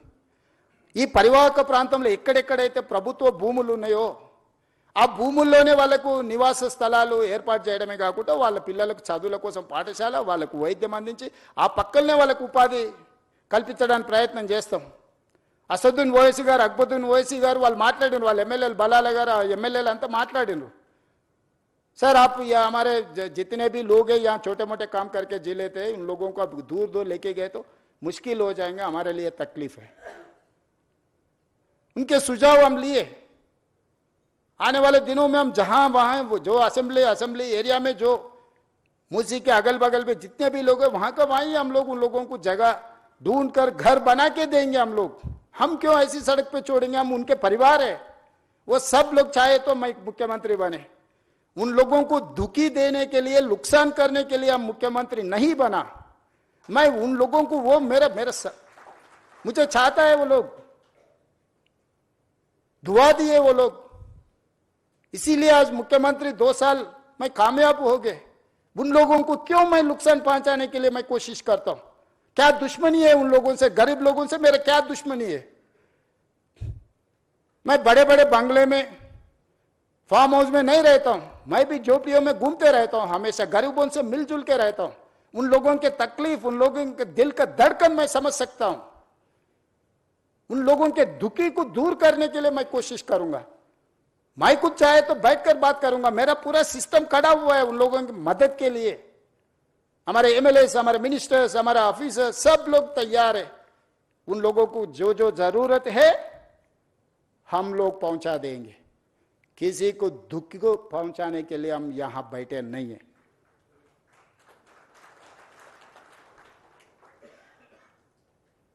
लोग समझ रहे होंगे अरे यहां पर कुछ बना है, अरे रेवंत रेड्डी जी रियल एस्टेट के लिए सोचता है. हाँ जरूर सोचता हूं, क्यों नहीं. रियल एस्टेट मेरे घर पे कुछ लाने वाला नहीं है. 1000 लाखों कारीगरों को काम मिलने वाला है, इन्वेस्टमेंट आने वाला है. जीसीसी सेंटर बनाना है तो बड़े बड़े मंजिल बनाना है, 60-70 फ्लोर्स का मंजिल बना रहे. कौन करना है? ये इंफ्रास्ट्रक्चर मैं तैयार करना है ना. क्यों नहीं करना रियल एस्टेट सरकार? क्यों नहीं करना फार्मा? क्यों नहीं करना आईटी? क्यों नहीं करना टूरिज्म? क्यों नहीं करना एंडोमेंट टूरिज्म? क्यों नहीं करना मेडिकल टूरिज्म? ये सब सरकार का जिम्मेदारी है, ये लोग भूल जा रहे हैं। परिवार के लिए फार्म हाउस बना लिए तो सब कुछ हो गया बोल के कोई समझे तो वो उनका सोच है, मैं क्या कर सकता हूं, मैं कुछ बोलने के लिए भी यहां नहीं है। मेरा सोच अलग है भाई, मेरा सोच गरीबों के साथ है। पैसे ऐसो वाले इधर पसंद नहीं है तो सिंगापुर जाएंगे, सिंगापुर समझ में नहीं आया तो पहले दुबई जा रहे थे, 15 दिन से सब दुबई से फिर इधर आ रहे। देखो हकीकत, पहले बोल रहे थे अरे हैदराबाद क्या है, हैदराबाद है, दुबई देखो। अभी बोल रहा है भाई Hyderabad is safest place. Why? Because when war was going on, Operation Sindoor, India, Pakistan, that time you have organized Miss World in Hyderabad with safe. So Hyderabad is safest place for any person. ఈ రోజు ప్రపంచం అంతా మన వైపు చూస్తుంది, మనము తప్పిదాల వైపు చూడొద్దు. ఎక్కడైనా చెడు ఉంటుంది, ఆ చెడును మనము తొందరగా అట్రాక్ట్ చేస్తుంది. Social media double edged weapon. Positive నిజము గడప దాటక ముందే అబద్ధం ఊరంతా తిరిగి వస్తుందని వెనకటికి పెద్దలు చెప్పారు. ఈరోజు అబద్ధాలు చెప్పడానికి నెలకు 5 కోట్లు ఖర్చు పెడుతున్నారు అక్రమ సంపాదనను కొంతమంది. నేను ఇవన్నీ చెప్తే మా బట్టి విక్రమార్క గారు అంటారు అరే నీ ఆలోచనలు మంచుకున్నాయి, నీ పనులు బాగున్నాయి, నువ్వెందుకు చెప్పవు అంటాడు. నాకు దీని మీదనే సమయం సరిపోతుంది, రోజుకు 18 గంటలు. ఇది ఒక మీరు సొంత ఇల్లు కట్టుకుంటే ఒక 2000 స్క్వేర్ ఫీట్ సొంత ఇల్లు కట్టుకున్నా ఒక 3000 స్క్వేర్ ఫీట్ అపార్ట్మెంట్ ఇంటీరియర్ చేసుకోవడానికి మీకు ఎన్ని రోజులు పడుతుంది? మీ ఇంట్లో మీ సతీమణితో మీకు ఎన్ని తిట్లు పడుతున్నాయి ఈ ఉన్నోళ్ళందరికీ తెలుసు కదా. కిచెన్ అట్లా లేదు, డ్రాయింగ్ ఇట్లా లేదు, డైనింగ్ అట్లా లేదు, బెడ్రూమ్ ఇట్లా లేదని. ఇంత పెద్ద ప్రాజెక్టును ఒక కాన్సెప్ట్ను కన్సీవ్ చేసి 0 to 100 చేయాలంటే ఎన్ని గంటలు మేము పనిచేసి ఉంటాం? ఇన్ని గంటలు చేసేటప్పుడు పేదవాడి బాధను మేము అర్థం చేసుకోకుండా చేస్తామా? పేదవాళ్లతో మాకున్న శత్రుత్వం ఏంది? పేదవాళ్ళ నిరాశ్రయులు చేయాలని ప్రభుత్వం ఎందుకు అనుకుంటుంది? పేదవాళ్ళతో శత్రుత్వం చేసినోడు తిరిగి మళ్ళీ అధికారంలోకి వస్తాడా? ఎక్కువ నా ఆలోచన ఏముంటుంది? ఇంకోసారి ముఖ్యమంత్రి కావాలి, మా ప్రభుత్వం రావాలని ఉంటుంది. అది రావాలంటే వాళ్ళకి మేలు చేయాలి, కానీ వాళ్ళని విధ్వంసం చేస్తే అది జరుగుద్దా? ఎవరైనా కామన్ సెన్స్ ఉండే any politician is going to commit such type of activity. ఇది చేస్తే రేవంత్ రెడ్డికి చరిత్రలో ఒక పేరు వస్తుంది, కాంగ్రెస్ పార్టీకి ఈ ప్రభుత్వానికి మంచి పేరు వస్తుంది. ఈ వస్తే రెండోసారి కూడా మేము అధికారానికి దూరం అవుతామని కొంతమంది కడుపులో కుళ్ళు, మాటల్లో విషం, చూపుల్లో పగ, ఈ 3 కాంబినేషన్స్తోని దీన్ని అడ్డుకునే ప్రయత్నం చేస్తున్నారు. ఇక ఇదంతా మీకు అప్పచెప్పిన నా జిమ్మేదారి అయిపోయింది. మీరందరు దీన్ని కాపాడుకుందామా లేకపోతే కాలానికి వదిలేద్దామా మీరే డిసైడ్ చేయండి. ఎందుకంటే మీ అందరు మెజారిటీ అభిప్రాయం లేకుంటే నేను ముందుకు వెళ్ళదలుచుకోలేదు.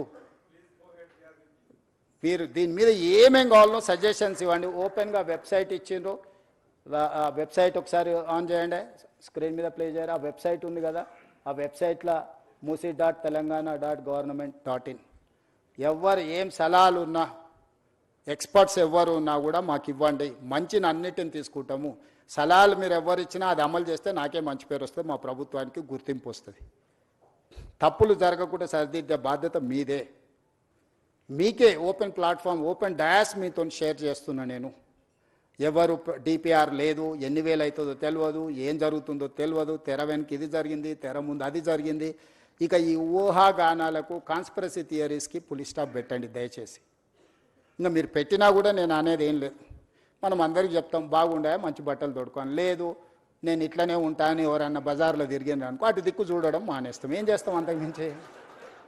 అంతకుమించి ఏం మార్గం ఉంది నాకు మీరు చెప్పండి. చెడు చూడొద్దని ఎప్పుడో చెప్పారు, చెడు వినొద్దని చెప్పారు. మహాత్మా గాంధీ గారే చెప్పినట్టున్నారు కదా మనకు. సో ఖచ్చితంగా చెడు చూడను, చెడు వినను. మంచి ఏది చెప్పినా నేను స్వీకరిస్తా. మీలో ఒకడిని, నేను వేరు మీరు వేరు కాదు, మీలో ఒకడిని, మీతో పాటే ఉంటా. మనందరం కలిసి ఈ ప్రాజెక్టును ముందుకు తీసుకెళ్తాం. మీరందరూ మద్దతు ఇవ్వండి. ఒక అద్భుతాన్ని అంటే అద్భుతాన్ని ప్రపంచంతో పోటీ పడే విధంగా మన నగరాన్ని తీర్చిదిద్దుకుందాము. మన చరిత్రను కాలగర్భంలో కల్పొద్దు, మన చరిత్రను భవిష్యత్ తరాలకు అద్భుతంగా అందిస్తామని తెలియజేస్తూ ఓపికగా 2.5 గంటలు కూర్చున్న మీ అందరినీ మనస్ఫూర్తిగా మరొకసారి అభినందిస్తూ, నల్లగొండ ప్రజల యొక్క బాధను, అక్కడికి వెళ్ళి చూస్తే తెలుస్తుంది. ఇక్కడ మీరు కాలుష్యాన్ని మాత్రమే చూస్తారు. వాళ్ళ భవిష్యత్ తరాలు పుట్టబోయే పిల్లలు కాలు వంకర, కన్ను వంకర, లేకపోతే రకరకాల సమస్యలతోని ఆ ప్రాంతంలో ప్రజలు బాధను అనుభవిస్తారు. ఈ మూసి ప్రక్షాళన చేయకపోతే వాళ్లకు న్యాయం జరగదు. నల్గొండ ప్రజల యొక్క సమస్యను కూడా సానుకూలంగా అర్థం చేసుకొని ప్రాజెక్టుకు ముందుకు వెళ్ళడానికి అవసరమైన సహకారాన్ని, సూచనలు ఇవ్వాల్సిందిగా కోరుకుంటూ మీ అందరి దగ్గర సెలవు తీసుకుంటున్నా. ధన్యవాదాలు.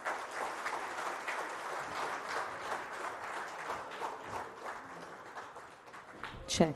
So thank you very much for caring for the citizens of this city and thereby the state with your long-term vision and your relentless effort. Can we give a big round of applause for the Honorable Chief Minister of the state, Telangana? This was really impactful, and I request everybody here, all the delegates and special guests here, to tweet about today's event, and whatever, if you have recorded, to tweet it. Let's take this vision of rejuvenating River Musi forward. Requesting all of you to tweet this on all the social media platforms. Thank you very much. Dinner is arranged for every one of you here. Kindly indulge in dinner before you all leave. Thank you very much for this opportunity. Signing off, your show host Sharmila Kasala. Jai Hind, Jai Telangana. Thank you.